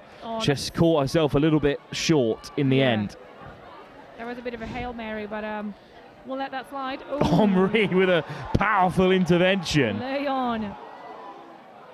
And the girls are showing as well that they can get physical, they can get rough, they can play their magic. Yeah, indeed, it was Chiara Lou Parriard with a hard run, and then a lovely pickup from Ladebert. France looked threatening.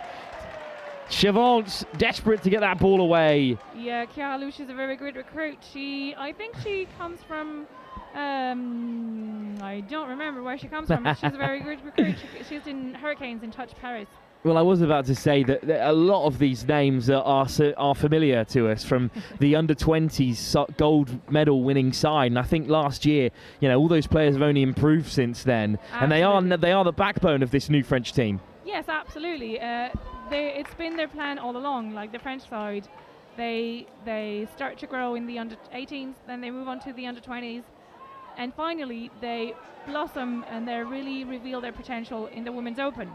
Someone like Cécile Mass moving on from the Women's Open with 88 test caps is very difficult to replace, but the talent and that young pod especially that we talked about earlier of Leah Martin Mendez-Lopez and Bluen Levesque feels like ready-made already from the age groups they've grown together into this Women's Open and are now ready to take on the world.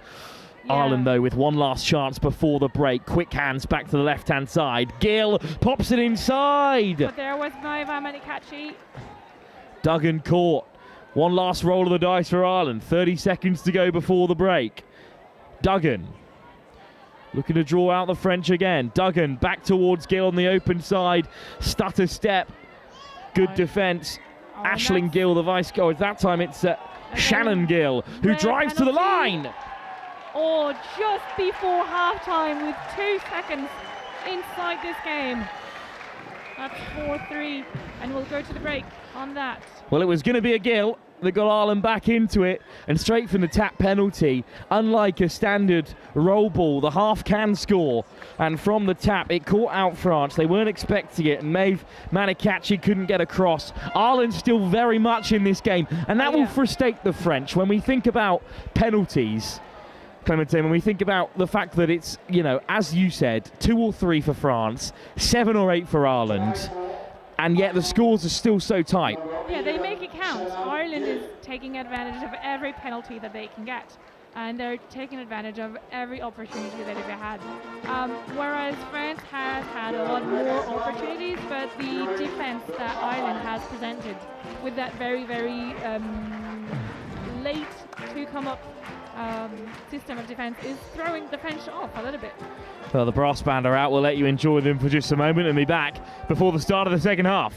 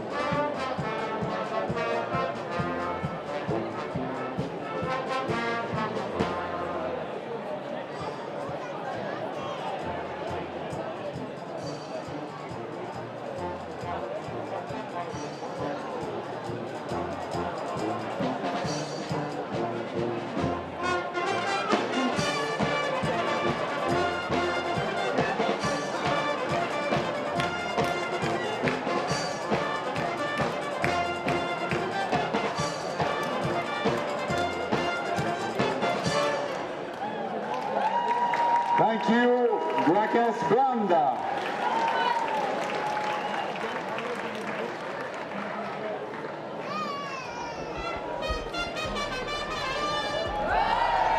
Well, they know exactly how to get this crowd going. They've been fed and watered by the Federation International Touch, and it's kept them in touch with the rest of the kick-off of the European Championships, and that's great to see how many have stuck around late into the evening here ahead of tomorrow's action.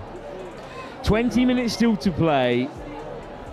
Huge game here between France and Ireland. It is the first round of the Women's Open. This is not a one-off. This is certainly not a friendly. This is two of the potential challengers for England's title testing their mettle here. Clementine Fart still alongside me, and Ireland still very much in the game. Despite the early stages, maybe looking like France are going to run away with things.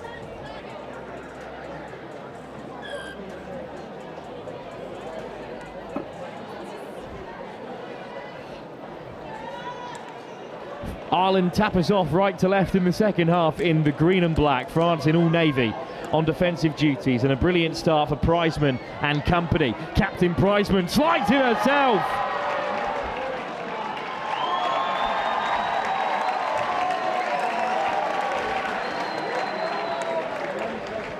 Yeah, Priceman locks it up for Ireland. This is a great finish. Great pace off the deck as well from Cara Somerville, who scored an absolute blinder in the first half. Strong Irish team.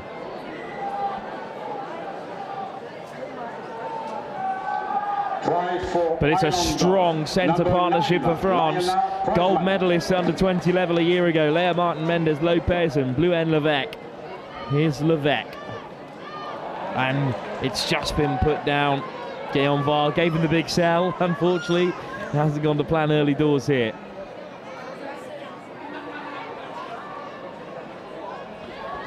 Little dummy from Ireland.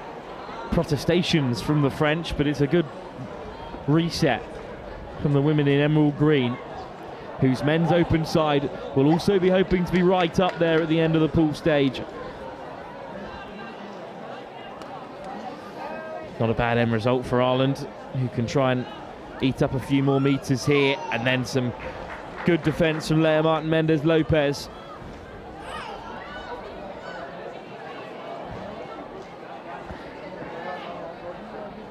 Very persistent characters out there for the French.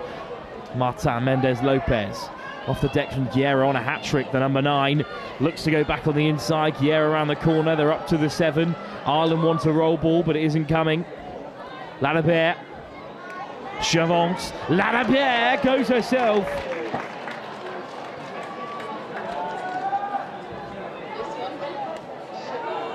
Ladebert might look to go again. There's no space for Guerra. And it's good defence by Ireland.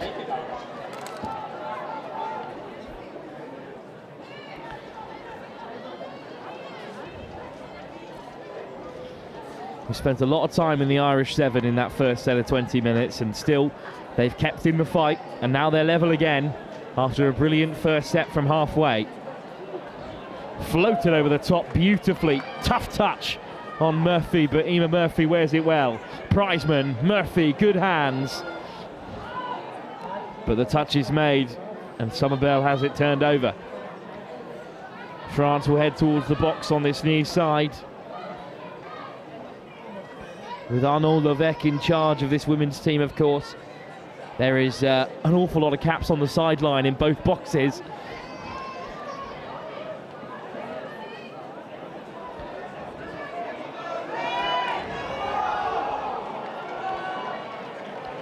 Well, it was a good pickup from Guillaume Var, but she looked to go back on the inside for Manicaci, not the right option, so Ireland have it back. Oh. Couldn't possibly disrespect Guillaume Var like that.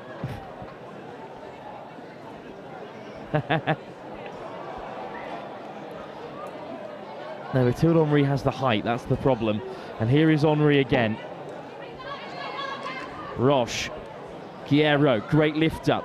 Henry darting through. Guerrero again looking for support, looking for substitutes. Guerrero. Levesque. Levesque round the corner, tips it off for Perraud, who is caught. One last shot here for the French. They were looking to draw the penalty. Hasn't come just yet. Levesque scoots through herself. Plenty of space and brilliant support. Leia Martin-Mendez Lopez gets her score in the second half. France take the lead again.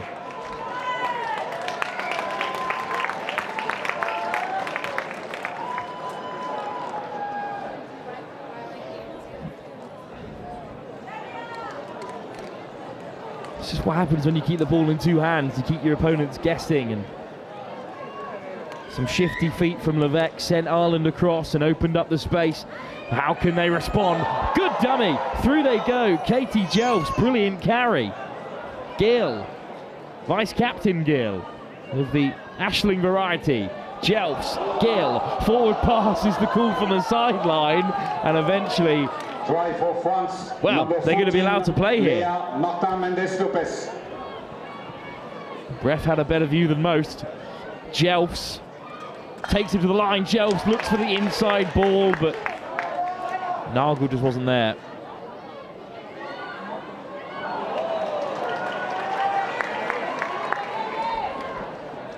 Did get an assist in the early stages. Jelfs has had some real success in the link. Just a knock on there from Klaus.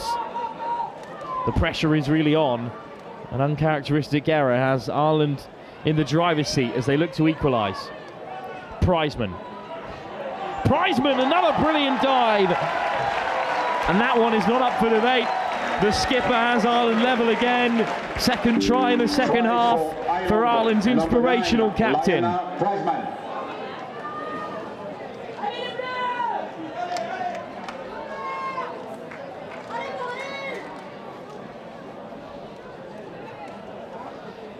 Well, Sean Ballance is also involved with the coaching of this Irish team, and those are two players who know how to finish from close range. Another mistake.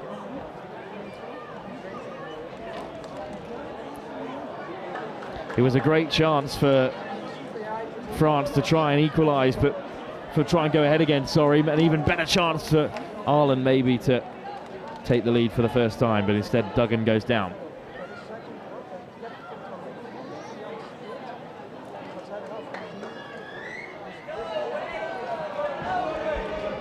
Penalty against Ireland, a little bit soft as France are already heading to their box. Martin-Mendez Lopez lifted off the deck for the French. It's good work from Grandjamar. Grandjamar again at half. And lovely work from Klaus. Brilliant drive. Grandjamar keeps the pace on. Henri, there's two over on the left. And it looks like a hat-trick. In goes Clara Guerrero for a third time, and France are ahead again. Try for France, number 9, Clara Guerrero.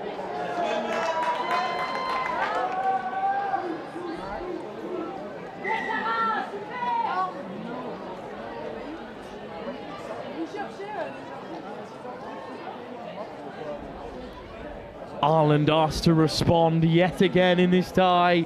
They fought back into it 3 times already, but they're back to 1 try behind. Gill looking to draw out the touch. Good pick up from Jelfs. Jelfs is through. Who's there? Great pace from Duggan, but she's well watched. Is the ball down from Georgia Kodra? Touch made. Kodra denied her second.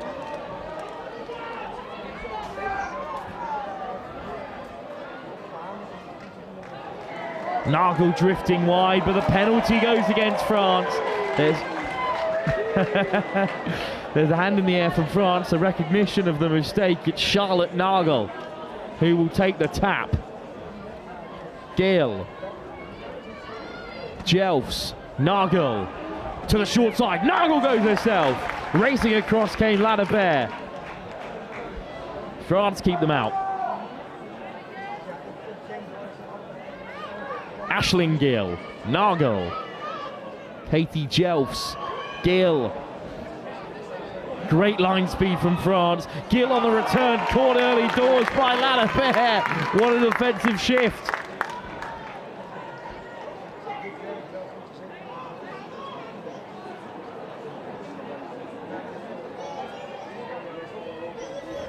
Gill.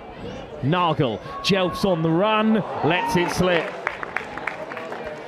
And France survive. And they've got Maya Lalibert to thank for keeping out Ireland this time.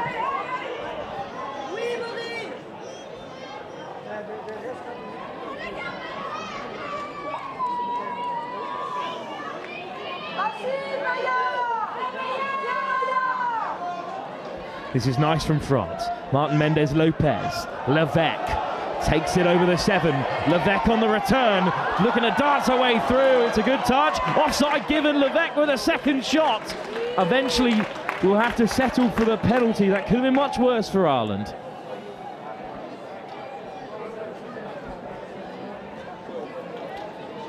Lea Martin Mendez Lopez. Levesque. Martin Mendez Lopez again.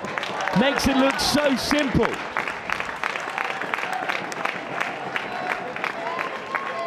Try for France, number 14, Lea Martin Mendez Lopez. Another score for Martin Mendez Lopez.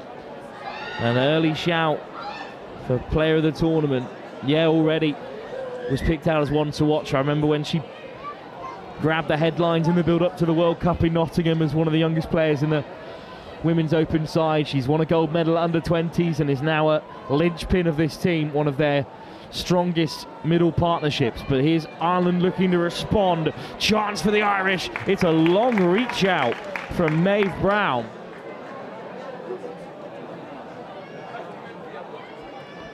Priceman weaving away. France solid in defence, and a 2-try deficit with 9 minutes to go. It's certainly not the end of the story, but given how this game has gone, Ireland are going to have to play in top form here. Nice work round the corner from Henri.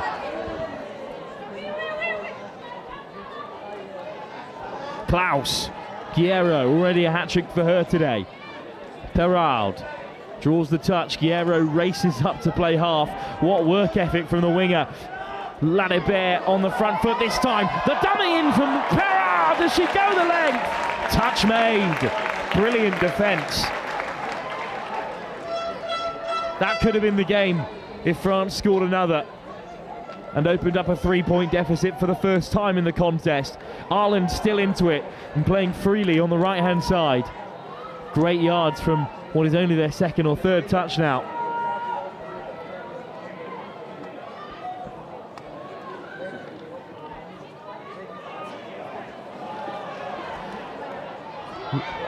Duggan! Picked off by Ladebert. What a defensive game she's having.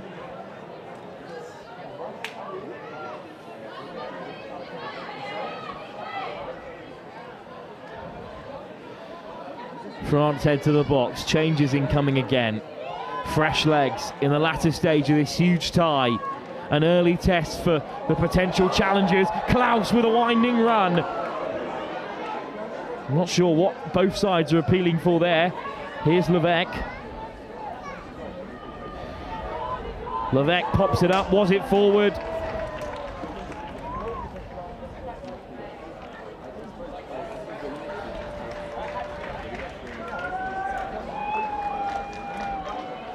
And instead, yeah, good spot.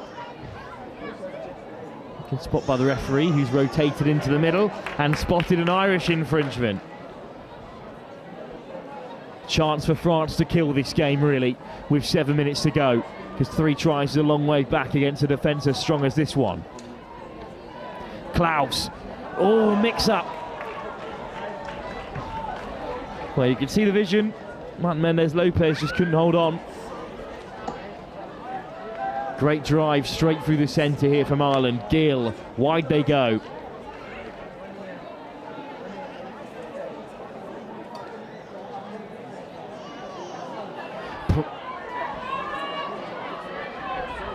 Somerville, great delay on the pass. Somerville almost through. The link up between the two. Cara and Neve almost had Ireland back into this one. Martin Mendez Lopez gets it on the inside again. Another great transition from France. Klaus almost up to halfway. Levesque into Irish territory once more. Henri slapped down by Priceman. Henri Draws the touch out of Prizeman. Decent line for Manakachi. Henri. Manakachi. Marianne Roche. Round the sweeper comes Henri. Out wide, it's Spill. Maybe a chance. I think Ireland were there to cover, to be honest, and make the touch.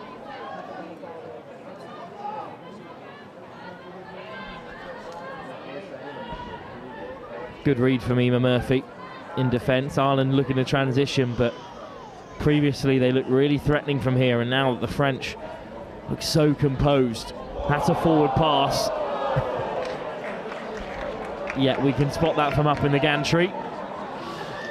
And the door has once again been opened for France to put their last coat of paint on this tie. Henri, good yards. Roche. Manakachi. Guerrero, out of options. On come the substitutes. Chavons. Klaus. Such a danger in this area. Chavons. Ladibert wants it again. Ladibert could seal the tie. Shannon Gill. Try score already. Got out well to make the touch, but the penalty.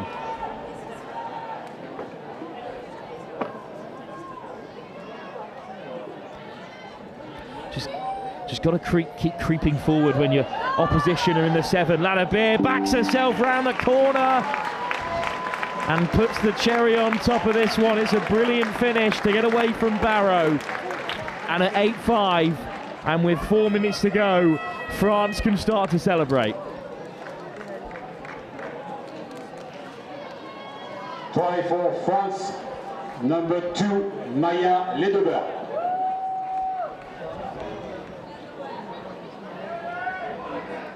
Maya Ledebert, I think, might be player of the match, in this game.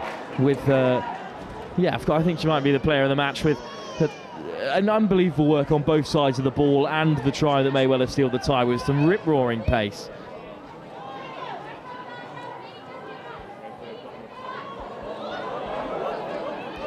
Round the corner come France again. Still looking for more. Heading towards double figures in a game which for the most part has been so tight. And Henri's over the try line. Wide it goes. It's well held by Maureen Grandgemard, but I think that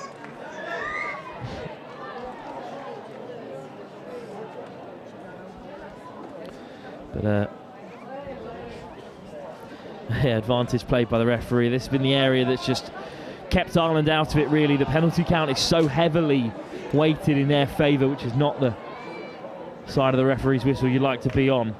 Mathilde Henri. Maeve Manakachi. Parriard. Henri slides in from a long way out. Sent back to the 7. Wants the score, Mathilde Henri. Wag of the finger. Manakachi. Henri. Manakachi again.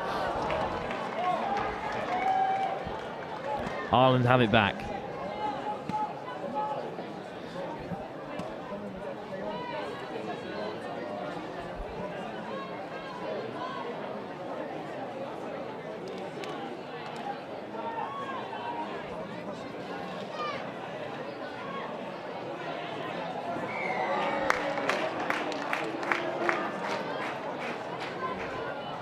It's obviously not the end of their tournament, Ireland. They've still got games against England, Scotland and the Euro Select Women's Open sides, which are perhaps one of the most exciting teams in the tournament.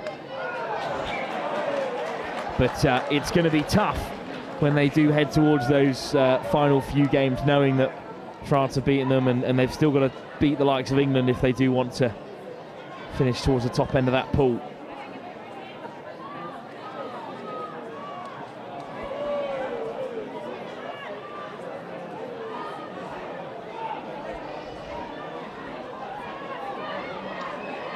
Prizeman, another wonderful pass. Murphy gets the ball away on the inside and draws the penalty.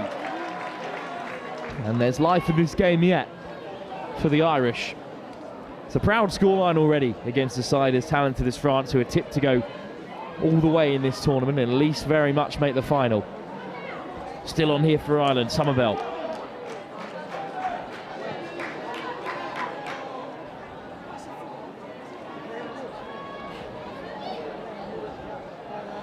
Oh, what a pass from Somerville again, but it's Murphy just above her head.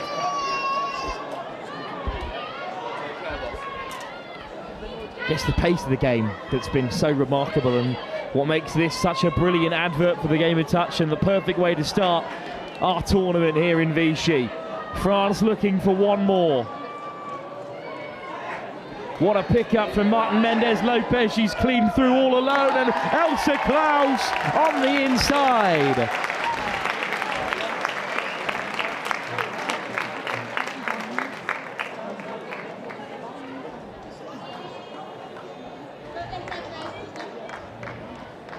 Try for France. Before the break, it was Ireland getting back into the tie, but since then, in this second half, a couple of errors have left the Emerald Isle adrift. And France, silver medalist 3 years ago, gold medalist under 20 level in Ireland, just 12 months past. A side full of young talent starting to bloom into the potential players we know they can be, and they have seen off their first task, and they have won their opening game of the European Champs here in our first game of the tournament, live in the Stadio d'Aragon. What a moment for them on home soil in front of a big crowd, Clementine, to get this win.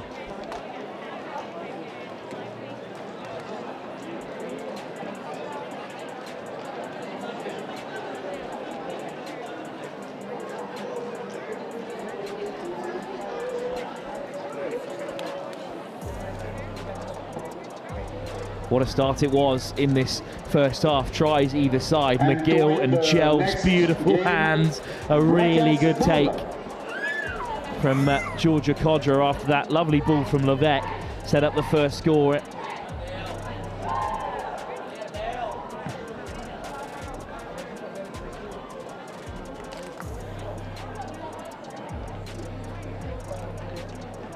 Indeed, this was the try just before half-time. Shannon Gill got over to try and level things up, and then it was Prizeman, quickest out the blocks, who equalised for Ireland, 4-4. But France straight down the other end. Levesque again involved, scooting through and finding her forever partner in the centre, Leah Martin Mendez-Lopez. They are such a deadly duo. Prizeman flying the Irish flag, the influential captain, through to score again, and then a little bit of skill and a great finish from Leah Martin Mendez-Lopez, past and present at the very top end of the Women's Open. And then France turned the screw. A couple of Irish errors. This was the try that really sealed it when it went to 8-5, the first time that they had a bit of breathing room. Maya Ladebert, whose defensive efforts you won't see, but they were stunning. Well, what a tournament it was. Elsa Klaus with the icing on the cake, and France are cheered through the gate as victorious winners in the opening of this one. Well, in just a few moments' time, the action continues. It's a very special game in the women's 27s category. 2 Centurions crowned within the French and Belgian team, and the first round, of course, in this hotly contested competition. But congratulations to France, victors over Ireland by 9-5 in the opening game of the Women's Open, live here at the Stadio d'Aragon in our first game of the European Touch Championships 2026.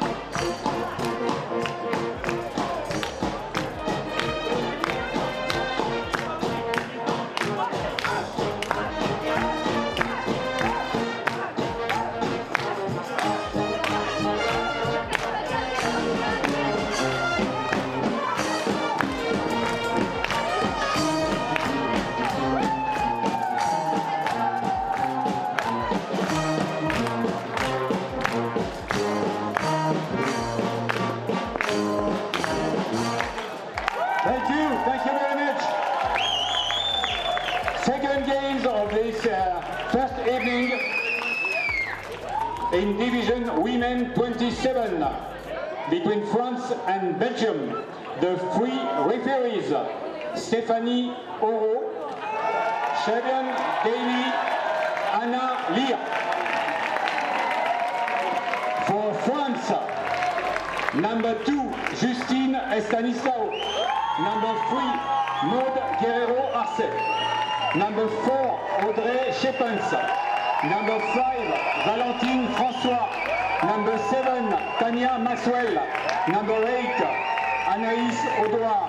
Number 10, Elsa Leon. Number 11, Nadia Kemener.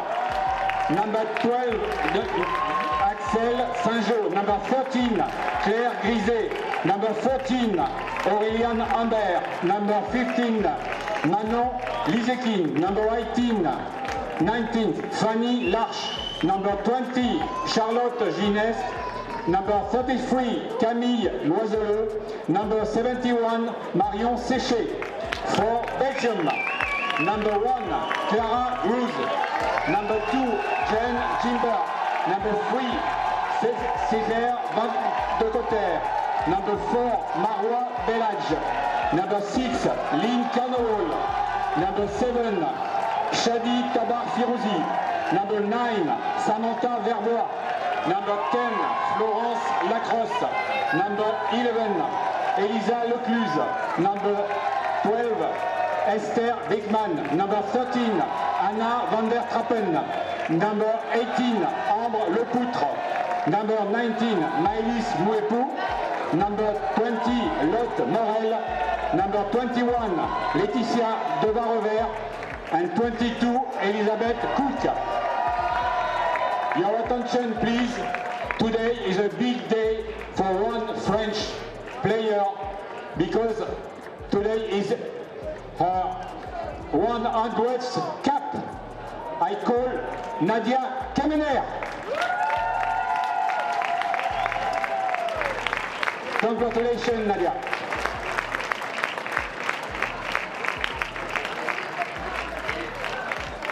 There is no anthem. You can take place in the boxes.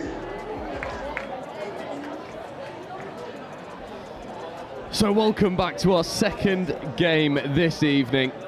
It's France going back to back. This time women's 27s, where they'll be looking to repeat the success of the Women's Open, who came through a very staunch Irish side. And they'll be up against Belgium. And as you've heard over the stadium announcer, Nadia Kemener with her 100th cap for France, representing their women's 27s side. I'm Joe Wright, and Will Kelmsley has very graciously joined us as code comms. It's the Wright and Kelmsley show again. Yeah, good to have it back. I said early doors that just how busy this tournament's going to be. I was scared we weren't going to have a chance to jump on the mic together, but no, it's great, and you know, fantastic stuff from France. Capping a player 100 times is so special. Really nice touch from the Belgian captain, Jane Gimber. She was given a Belgian shirt, as you would have seen. We are under the impression that it's also an 100th cap for one of Belgium's players, but she didn't get an announcement. Smack some home bias, or maybe they just didn't communicate it. But they're just so humble, the Belgians. But yeah, this is a great game.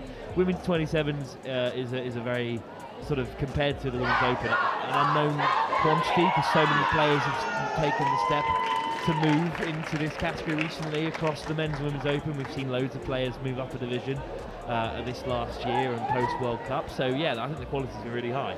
Yep, completely agree. I think no division really encapsulates your point more than the England Men's 30s, where a lot of their England Men's Open squad from that Touch World Cup crusade have aged out, and they've been forced into the Men's 30s. So these age groups promise a lot of guile, a lot of ability, and a lot of athleticism, and I suspect that the players on the pitch will be thanking the sun for dipping just beyond the massive, I mean, let's have it right, an absolutely massive grandstand that we're currently positioned above. The temperature's dropped quite a lot. It makes for an exciting affair. It's a harsh angle for us to be up top here in the commentary box, because you get the sandpit on the other side instead of the stunning stadium that we're sitting in at the moment. But yeah, Belgium underway, let's go. Indeed they are. Opening touches here for the Belgium 27s getting up into their line attack early as Canwal. Early opportunities here for Belgium, escaping their way into the goal area, but Singo with a try-saver of a touch. That's an early warning sign for France. They switched off for a moment. They allowed Belgium an inroad through. They defend it well eventually, but it's a lot of confidence for Belgium. Yeah, bit of panic stations at the back there for France. Suddenly got very vocal about the amount of space that was out wide on the left, but yeah, they'll take the penalty. Bit of a soft out for them. A lot of time as well to problem solve in these games. 40 minutes, 2 20-minute halves. We're used to in England playing 20 minutes all the way through.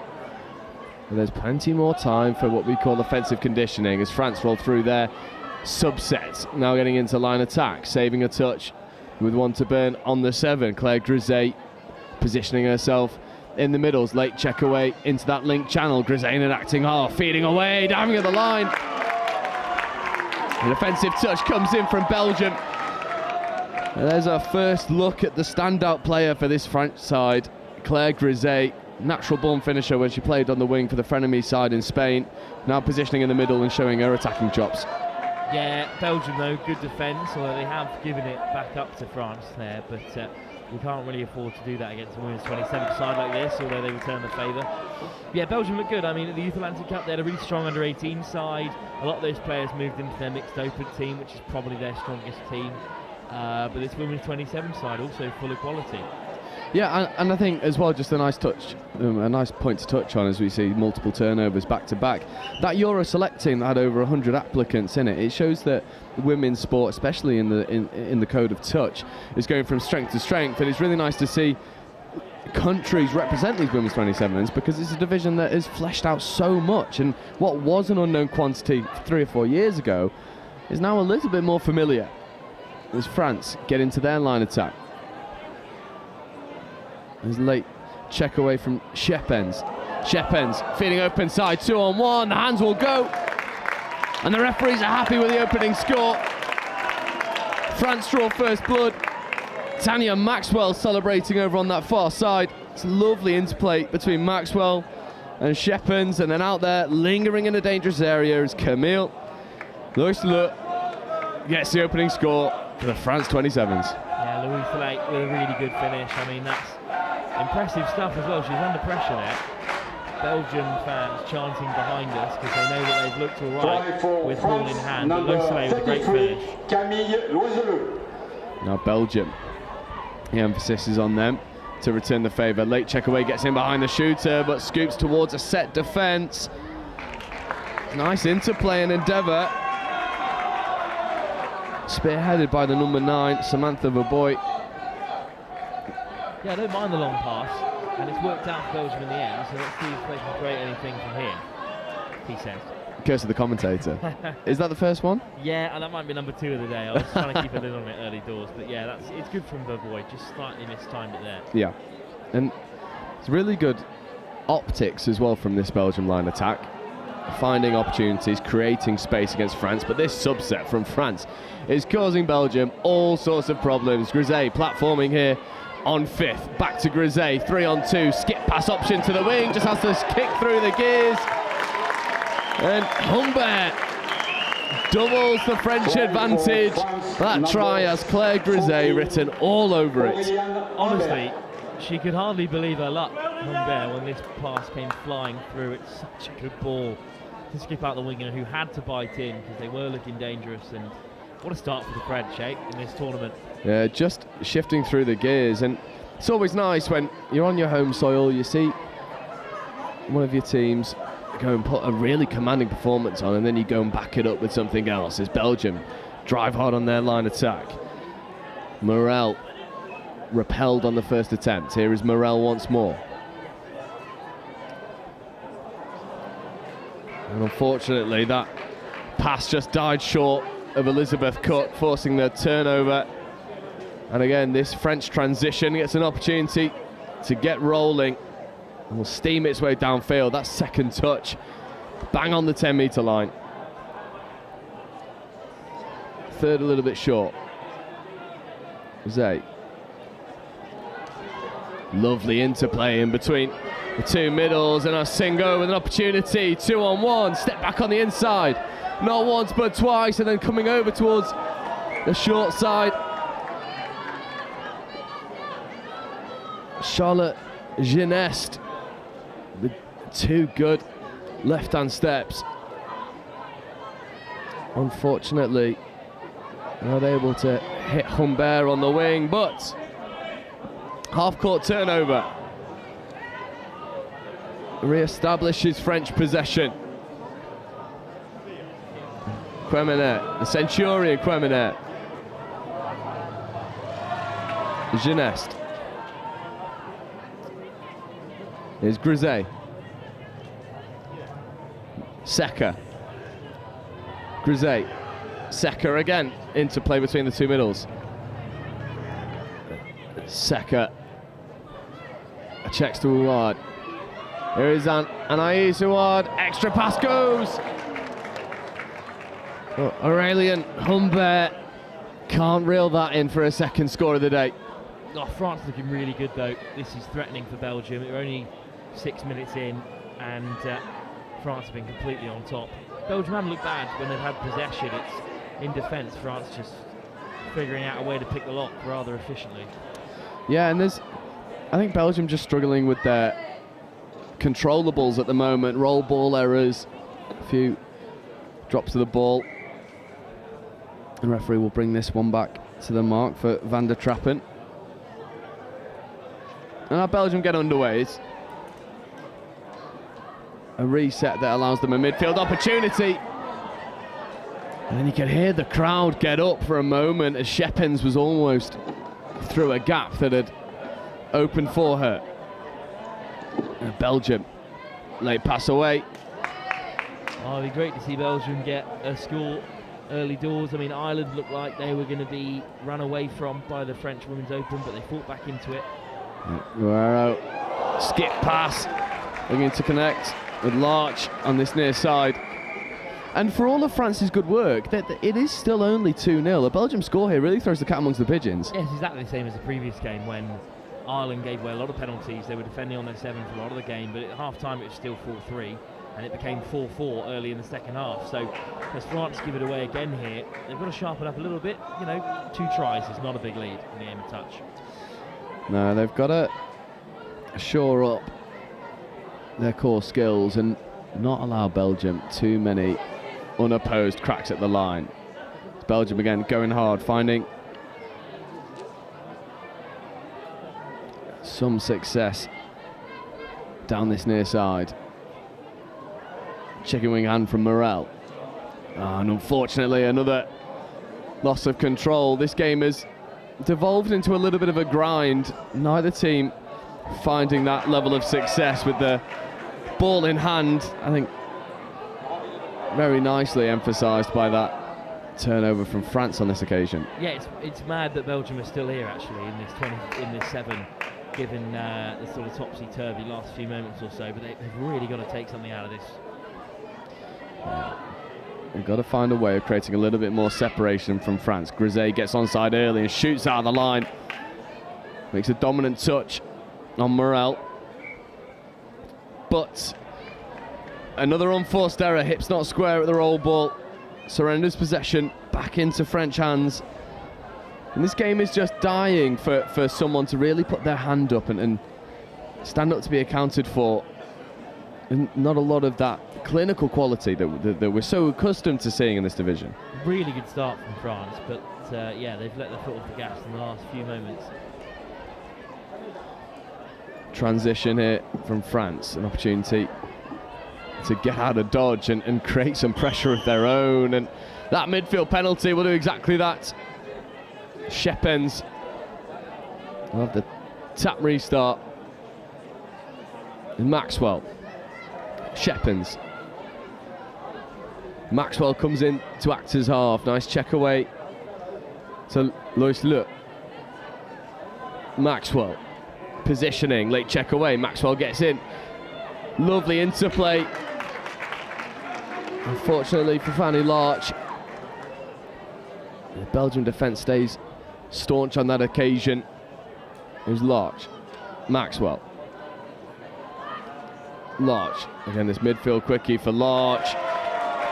Certainly a big wingspan. Good opportunities down at the line, but now this is fifth. Shepins, right foot step, beats one. Not able to get through. Morel, who's certainly had a positive 10 minutes for Belgium. Lottie Morel, she's been one of the players to certainly try and stop the flow going against the Belgium side. Yeah, and you can get away with being a little bit less efficient down one end of the field if you can defend like that. That's a sort of defensive acumen that we haven't seen from Belgium yet today. And if they can keep it up, then they're absolutely going to be in this game. Yeah, but a bit of a hostile pass checking into the midfield. There's the boy. But again, these turnovers are mounting for Belgium. And a lot of France's good work have come off the back of these midfield turnovers. So there's certainly opportunities for them to shore up these errors and restrict these striking opportunities for France. However, they've got a very dangerous pod coming against them, and the pace might just undo the Belgium defence. And it will. And it's the Centurion, Nadia Quemener, who punctuates her 100th cap with a try in the first half. I mean, she had to score, surely had to score at some point today. It's actually a really good finish. That's such difficult work to do. You can see exactly how she's racked up all 100 of those caps. And yeah, after a pretty difficult couple of moments for both sides, it was important which team came out of that quagmire with points, and it was France this time. Yeah, it comes from that pace and momentum that they generate off that transition. It's certainly been their biggest weapon.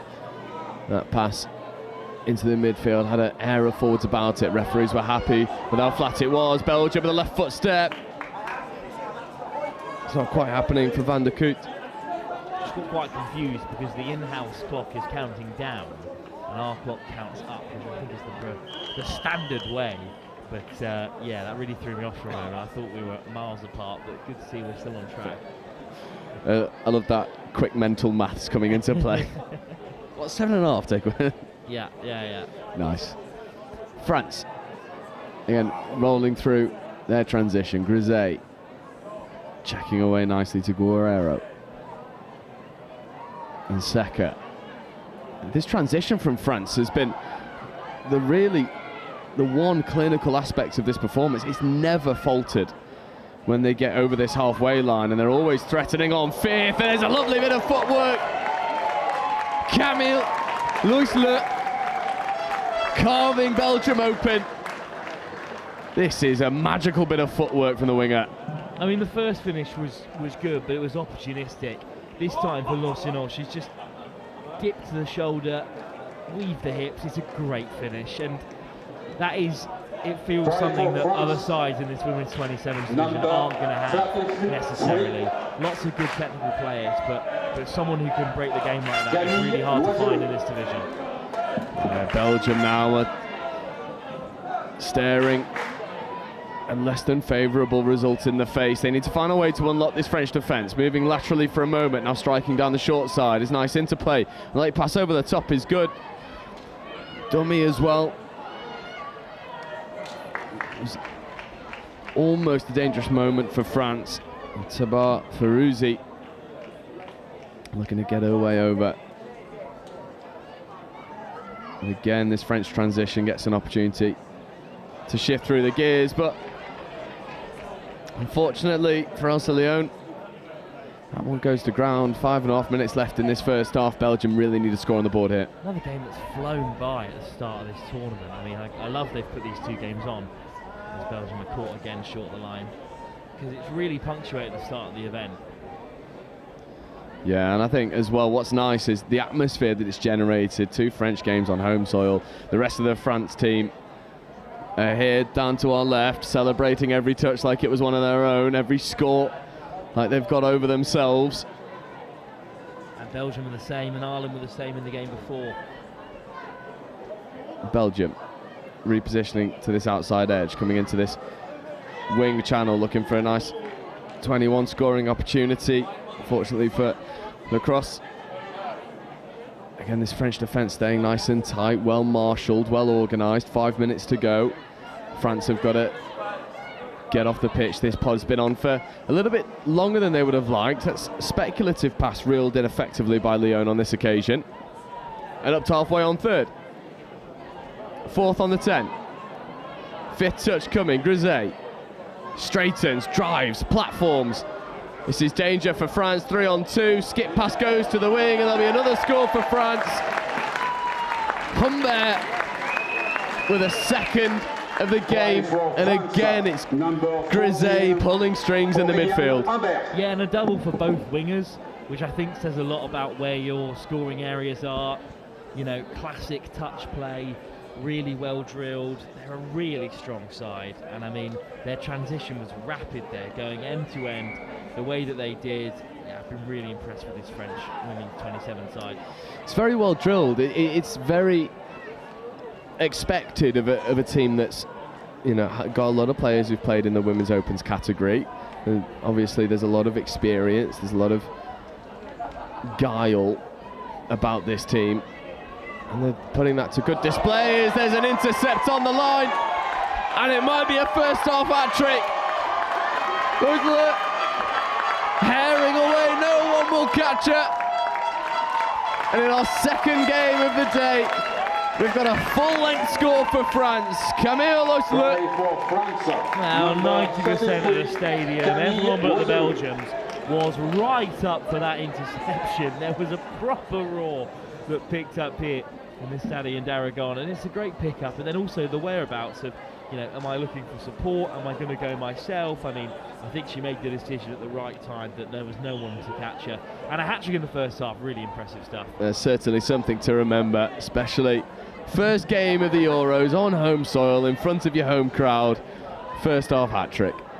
That's one for the memory books as Belgium come back into this familiar position that they found themselves in all throughout this first half. They'll be looking for something that has so far been unfamiliar. That whitewash of the try line. Long ball might do it. Catch and ground. See, that should be it. That should be a score in these sort of age grade categories. When you can whip a pass like that with such precision, you deserve to be rewarded for it. But yeah, France, just great physicality to get across. Yeah, and it's those body positions just before the touch. They know what's coming. They're positioned to chase out. This midfield penalty for Belgium might give them an opportunity just before the half to get on this score sheet. Up over halfway, however, unfortunately an off-the-mark penalty surrenders possession back for France, and Belgium have subbed. There's opportunities here for France if they want to go quickly. Grisey straightens, tries to suck in the winger, late pass away, finds its mark to Francois. Here is the hat-trick scorer, Lois Le. Late positioning from Belgium, still reeling off of subbing as the French tapped that midfield penalty and were striking against only 2 set Belgium defenders. Moving into the link channel for the punish. Driving hard at the line, right foot step. Good covering touch, but an offside penalty given. Yeah, I haven't seen too many penalties in this game, to be honest, overall, compared to our last fixture. Both sides pretty clean. France just haven't needed it, though. Maybe that's what it is.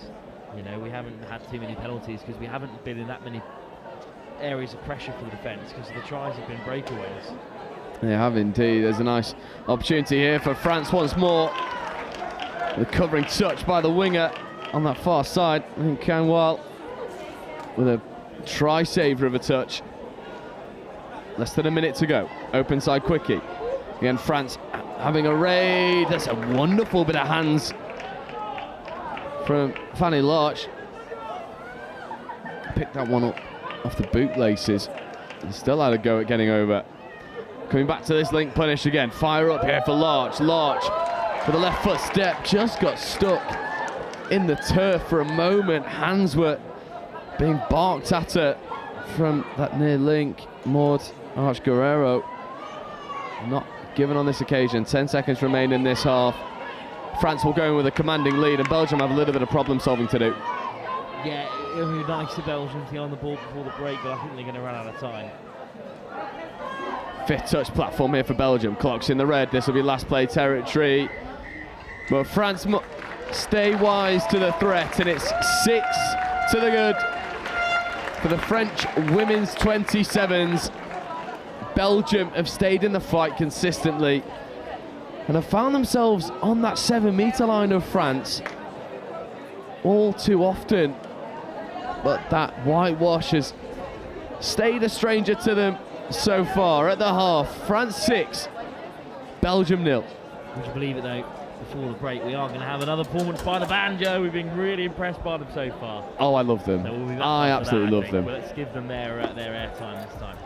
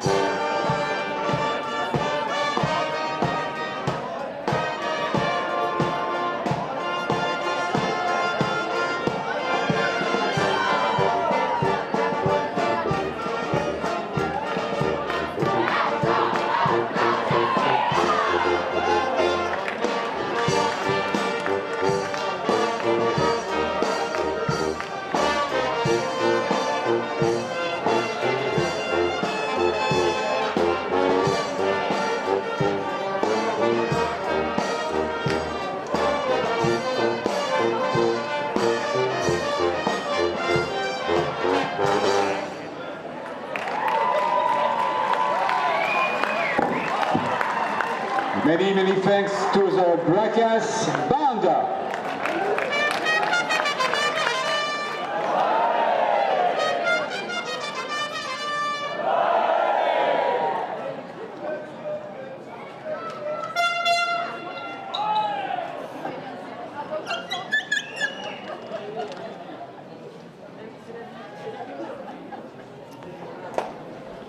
Welcome back. The second half about to get underway. France find themselves with a commanding lead of 6 tries to nothing over Belgium. And it feels like Belgium, first port of call, get over that whitewash. Your field possession stats have been so impressive. You've got on the 7, just not got over that whitewash as of yet. Yeah, absolutely. And, you know, massive respect to Touch France for making this point, which we shouldn't forget. They died an early hit. We should give them it. Well, what's not? We shouldn't forget how important it is that women are being centred in this opening round. Elsa Leone goes over for a good finish. This is the point that it's making that women have such a crucial part to play in touch. And the thing is, someone who knows the behind the scenes of touch so well, Jay, you know that there are women at every level of the game, from the boardroom down, who are really the backbone of the sport. Yeah, absolutely. It doesn't happen without them. I think touch as well prides itself on its inclusivity and diversity, and we're seeing that. It was such a lovely sentiment that was made in the opening ceremony, and it's a brilliant advert for women all across Europe, knowing that these age groups exist. And for a lot of women, I spin a little yarn for a moment. I do a lot of work in the NHS in my day job, and the conversation about movement and exercise in women is really difficult, because a lot of women's experience in sport, that entry point is from the clinics that I run, is PE sessions, where they're often met with a very bored and uninterested PE teacher, and it doesn't infuse them. Whereas to have an advert like this of people playing at such high quality as France get over for their second, Maud Guerrero-Arch with France's 8th score. I mean, it's such a good advert to know that there is these avenues to get involved with sport, no matter how old you are. Yeah, of course. And this is the women's 27 division, so a lot of these players are still very much in their prime. Some just can't quite crack the women's open, or some just deciding it's time to move on to perhaps a slightly less, a less strenuous commitment. But the other divisions really are the focus of that conversation, aren't they? As you move higher up the age groups, because the touch on show here, this could very easily be women's open and no one bat an eyelid, especially the way that this France team are going about things. Yeah, they're going about things with a ruthlessness that is oh so familiar with all codes of French rugby, not just touch as another defensive shutout for France. And I imagine that those conversations in the sub box, we know this from playing rugby all of our lives. You find yourselves in the driver's seat. The emphasis is on keeping that opposition score to 0 now. Yeah, that would be a huge bit of momentum to take into the rest of this tie, because if you look at the women's 27 division, you've got Spain and Portugal in there. It's so good to see them competing across the board, but they're unlikely to be better than this Belgium team. I think that Belgium have got a good women's 27 side that will be on a similar level. So this is a really strong performance by France, and it means that sort of top 3, top 4 space is very much achievable if they can get the results that you expect of them after a performance like this in those earlier games before they have to take on your England at the top of this pool. Well, that's the one, right? It's the looming figure over anyone in these categories, as France have another go at the line. Not quite happening on that occasion, but I think all of these games played with the elephant in the room, that English side. As France with a lovely late check. Seka with the 9th for France. It's a lovely check pass back in the infield from Ouad.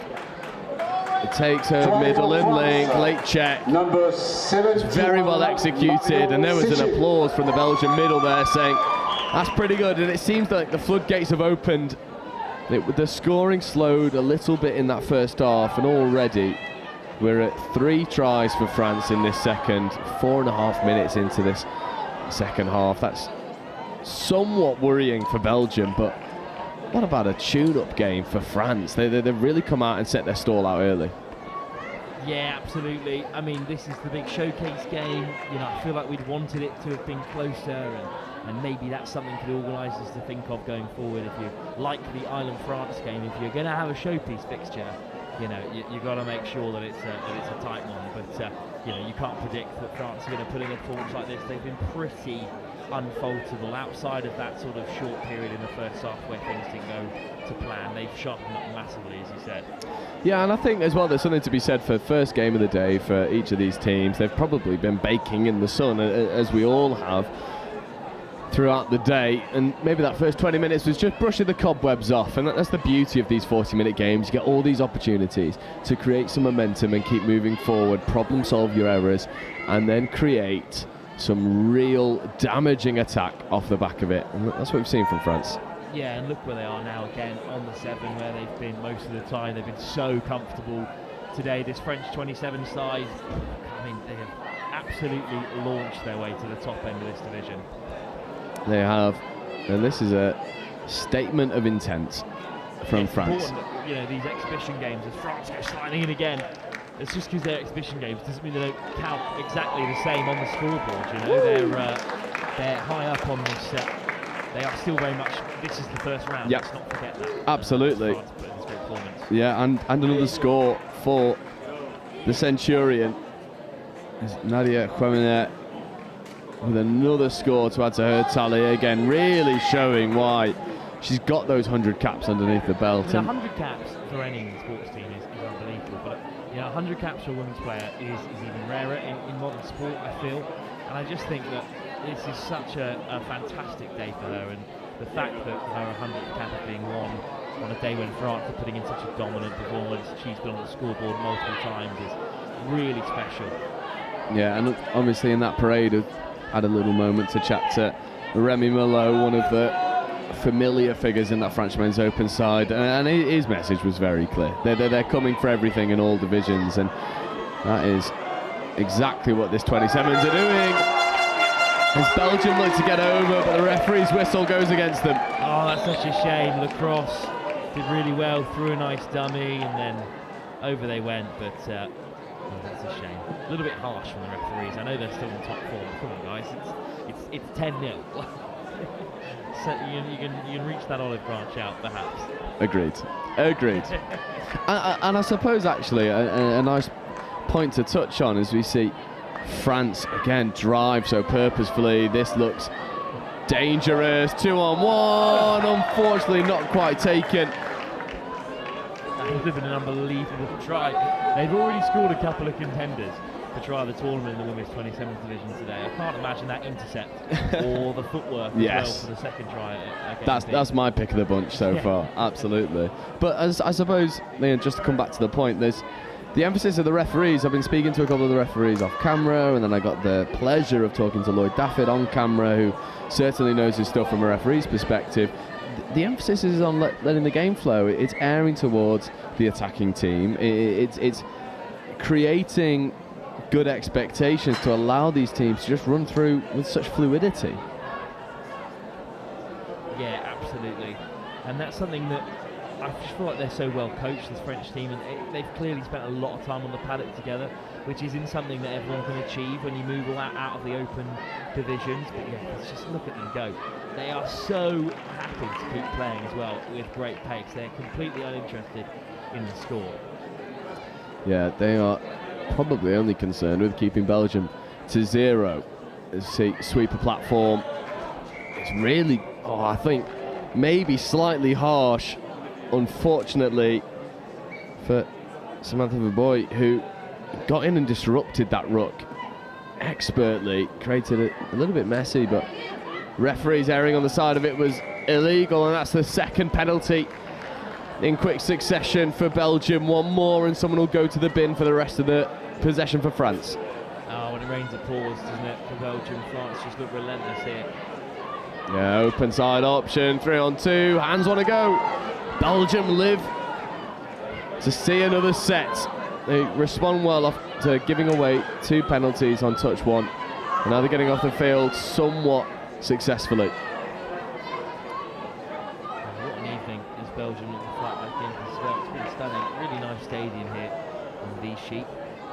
Designed by the same man who also designed Roland Garros. A couple years later in 1928. Someone's been doing their research. Yeah, such a nice original stand. Feels really old school, the big canvas one. It feels very French as well. You see the top 14 sides in rugby still have one of these big canvas stands on one side.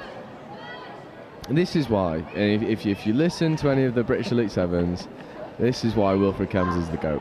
This is all I'm going to say. You got to give him his flowers. Grisey. It's funny, but you know, it's about 6,000 people, and you're pretty close to filling that up today. Absolutely. With the amount of people here. No, Grisey, they're going to drop something off. I mean, she's one of these players, and we've all played with them, right? They're so good that even when they make a mistake, you go, sorry, I was in the wrong place. Yeah. You were Feels right. like I'm I sorry, should've sir. Run a different line. You know, still France, they'll win that penalty, and that's just been the difference between the sides. They are unrelentless, and that's going to be another hat trick. This is a clinic from the French women's 27s. Aurélien Humbert with a hat trick, both wingers on a hat trick. I mean, isn't that just telltale of what this French side has been able to do to Belgium? Yeah, you'd love to be a winger in this French team, wouldn't you? Plenty of space for you to operate in. That's really good to lay on the pass. Wore a little shove for her troubles as well before the ball was swung wide. Yeah. This France team, they look really, really strong. Being a winger in this French 27 side is very hotly contesting the best job in sport, which I still think just goes to Scott Carson, and the third choice goalkeeper for Manchester City. If you know, you know. Yeah, that or the French winger, it's an easy job. I mean, to be fair, we say easy, but the finishes for these scores by the wingers have been unbelievable. One of them was an unbelievable bit of footwork, the other was an intercept, and then Humbert has basically caught this from standing start and still managed to race away and score. Oh, those hands just wanted to go. It's a lovely face play hit. The hands from Elsa Leone not quite backing the endeavour in the industry.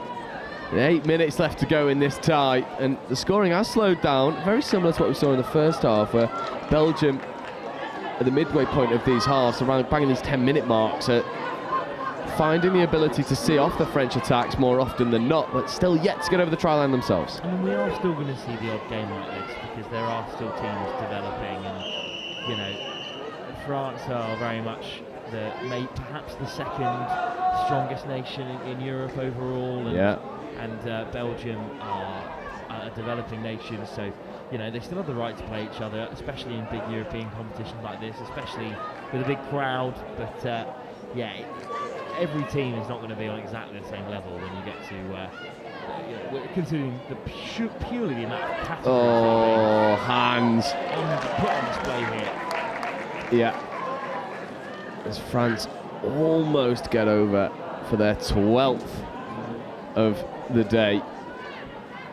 Grisey positioning in the middle, checking over into that link channel. Nice punish opportunity here for Guerrero. Extra hands go.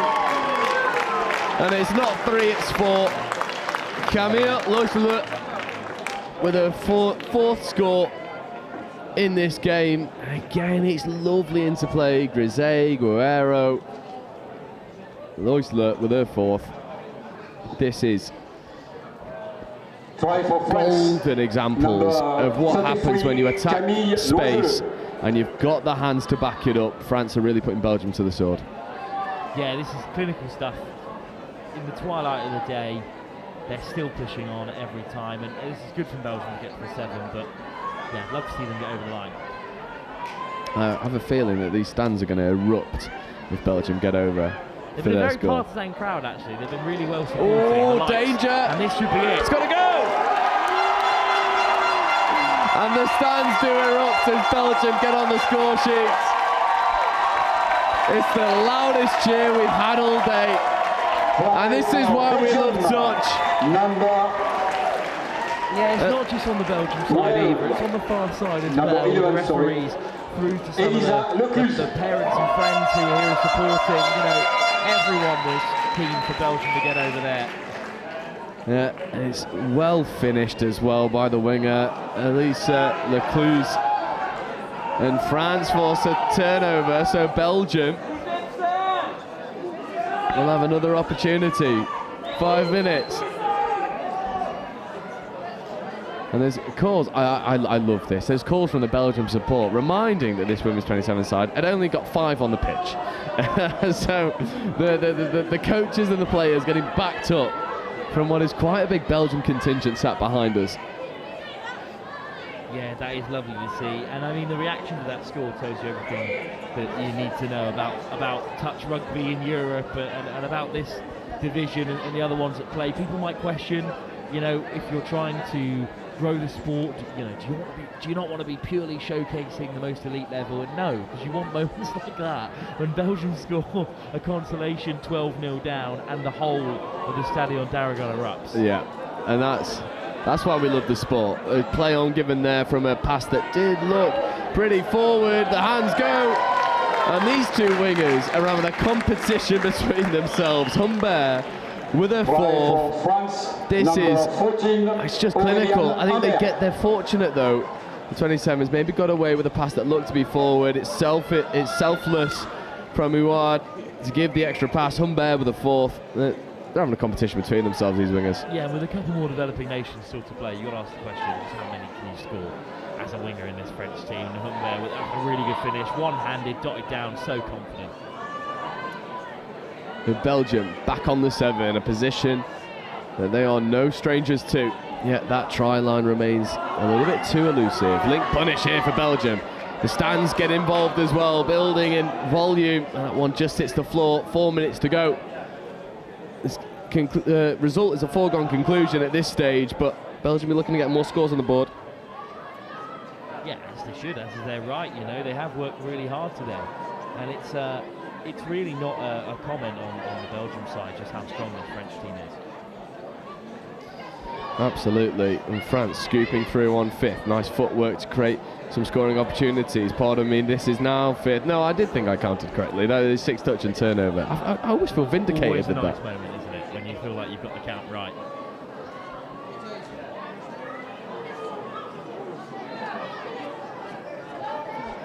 Belgium with a better subset initially, but just having to go back for the ball. 3rd touch, 4th coming. There's 4th. Not quite over halfway yet. And we're over halfway now. In fact, we're not. That's 5th, just shy. And again, this French defensive line is just so well marshalled, affording no space to Belgium. And Belgium have some nice structure underpinning their attack, but they've not really found themselves with the momentum to use it all too often, whereas France have just, well, I mean, they've had the pick of the bunch, really.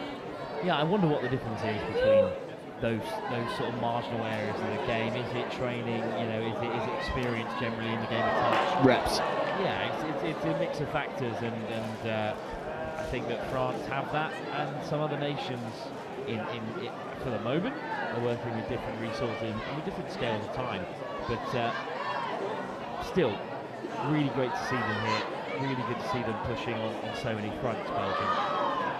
Absolutely, and a second score here will give them plenty of confidence coming in to the rest of the tournament. This is our last game here after the opening ceremony. We had a scorcher of an opener from France and Ireland in the Women's Open, and then the Women's 27s, I mean, it's French dominance. They're flying the flag in Vichy as the sun sets and the temperature cools off, thankfully. The temperature on the pitch remains hot because of the calibre of player we've got here from the Women's 27s, especially in those white shirts of France. Open side quickie here, looking to punctuate, and it's tally number 5 for Camille Oisler, who has found her stride early. 5 scores for the left winger. Try for France, number 33, Camille I mean, what a Oisler. performance. That's 5 tries. How often does a player rack up that many individual points in the game of touch rugby? It is rare, and it is really impressive. Yeah, I mean, the only one that I can remember is Guy Stewart, who hit 10 in a game, which is a very deep cut. If you've, if you know, you know. If you watch that game, you were in for an absolute treat. I think it was only like 11 scores that went in, but they were all right to left pills into the hands of Stewart, which was just wonderful. This is Belgium trying to scoop into the in-goal area, but France are affording no more consolations. 45 seconds on the clock. The floodlights are on.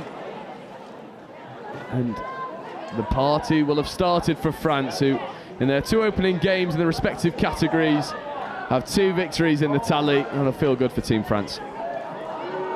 Yeah, also in the 2 games, you know, they've managed to score 23 tries, which is a really impressive number, and I mean, look at them still going here right till the very last. That surely had to go. I mean, wild to be criticising but I think Humbert deserved a fourth. A fifth.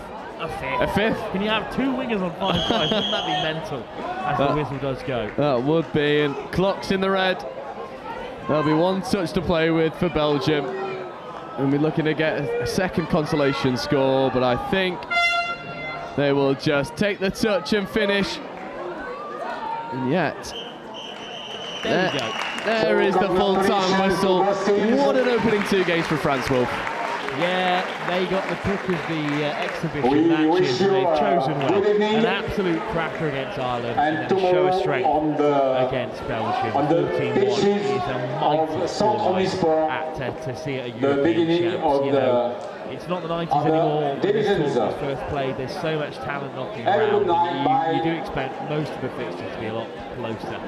But hey, testament to France and how skillful they've been. Their 2 wingers who both backed up 9 tries between them. I mean, it's ridiculous. Really impressive stuff. And you know, after England's dominance of this tournament for so long, you know, barring the odd victory for a Welsh side or sometimes a Scottish or a French team, I mean, it's great to see sides that really feel like they can beat England and they can take England all the way. And I hope, it's weird to feel as 2 English commentators, I hope there are some upsets. I hope agreed.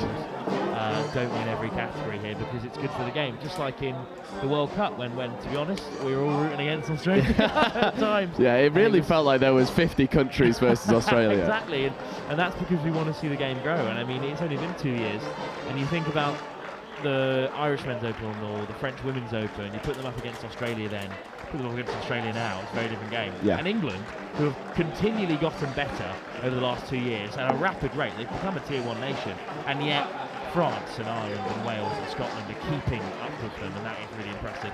I think there's a reason why, you know, myself and Seventh Touch have touted Ireland to win that men's open category, because their team is terrifying, and I think for the wider growth of the sport, as you quite rightly mentioned, Wilf, it's good to have someone to chase. And for so long, all of the European nations and the vast majority of the southern hemisphere as well, they've been chasing Australia.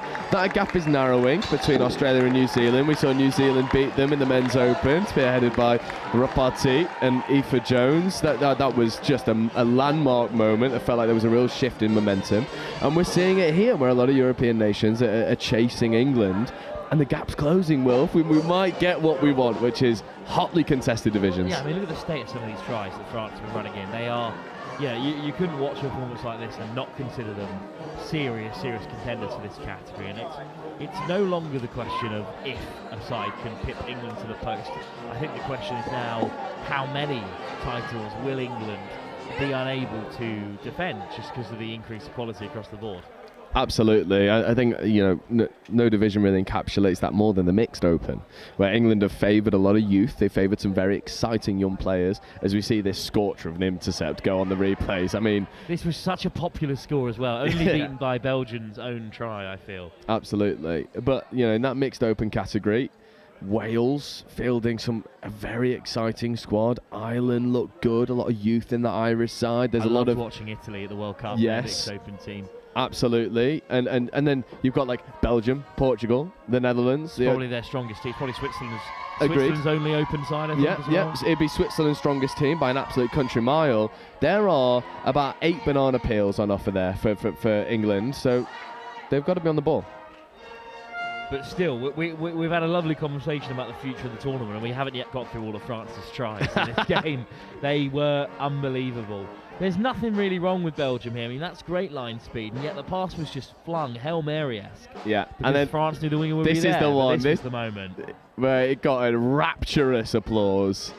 Such good work. Such good work. And it's César van der Korte who cut through, found the gap, found that little bit of, you know, clinical nature that they needed, and they got their score. Oh, it's a famous score. You know, Belgium have got 3 or 4 teams, is it here, and France have got closer to 9 or 10.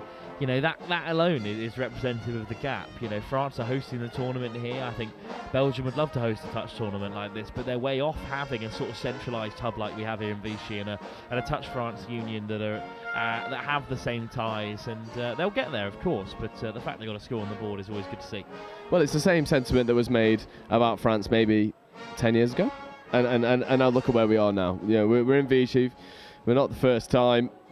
This sport has gone from strength to strength. I mean, what a way to round off day one. Yeah, absolutely. I mean, it's getting dark here, as you can see, for the sun starting to set over Vichy. It's absolutely beautiful here in central France. But chance to look ahead for tomorrow, I guess. I mean, really exciting on pitch one, opening with England-Scotland in the Women's Open, and opening with some Aussie comms as well, which is fun to see. Yeah, shout out James Preston as well, getting involved. The big man from down south, and Gabby as well from Mudgee. Yeah.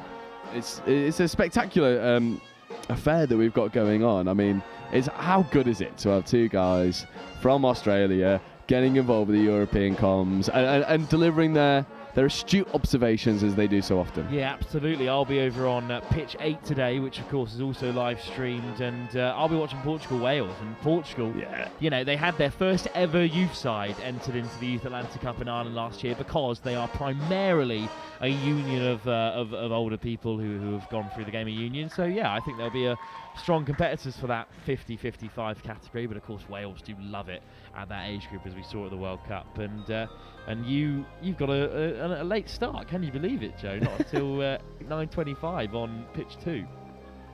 Yeah, unfortunately for everyone else, I get to have a little bit of a lie-in. What a shame. But I'm absolutely looking forward to going through those games on pitch 2. It feels like there's something a little bit different about this Euros. Yeah, totally. I mean, you know, it's great to start with a mix of fixtures. I mean, I've got France-Germany in the mixed open as my second game of the day. When you're watching Italy-Portugal in the men's 40s, it's a really nice spread of games across the pitches. And of course, if you're watching it now, then you know where to find it. Of course, all three will be live tomorrow from 8:30. And well, after a brilliant start to the tournament and a 14-1 victory for France, a double for the French at the Stade d'Aragon, I think we better get off before it gets too late ahead of tomorrow's activities, Joe. Absolutely, yeah, we probably need a little bit of rest. There are going to be long days under the sun over there at the Omnisport complex, literally just on the other side of the river. Beautiful river it is as well. We'll get some cool shots of that tomorrow for you, don't worry. But yeah, from myself, Will Kemsley, from Joe Wright, thanks for joining us, and we'll be back tomorrow morning for our second day and our first proper day of the European Touch Championships. It's 2-0 France at the moment. Let's see who can catch them across the various categories. But have a wonderful evening, and we'll see you back at 8:30 local time, 7:30 AM if you're in the UK, and don't make me do the maths if you're down in Australia way. We'll be back tomorrow morning. Cheers from everyone here up at Next Gen Live. We'll be back very soon.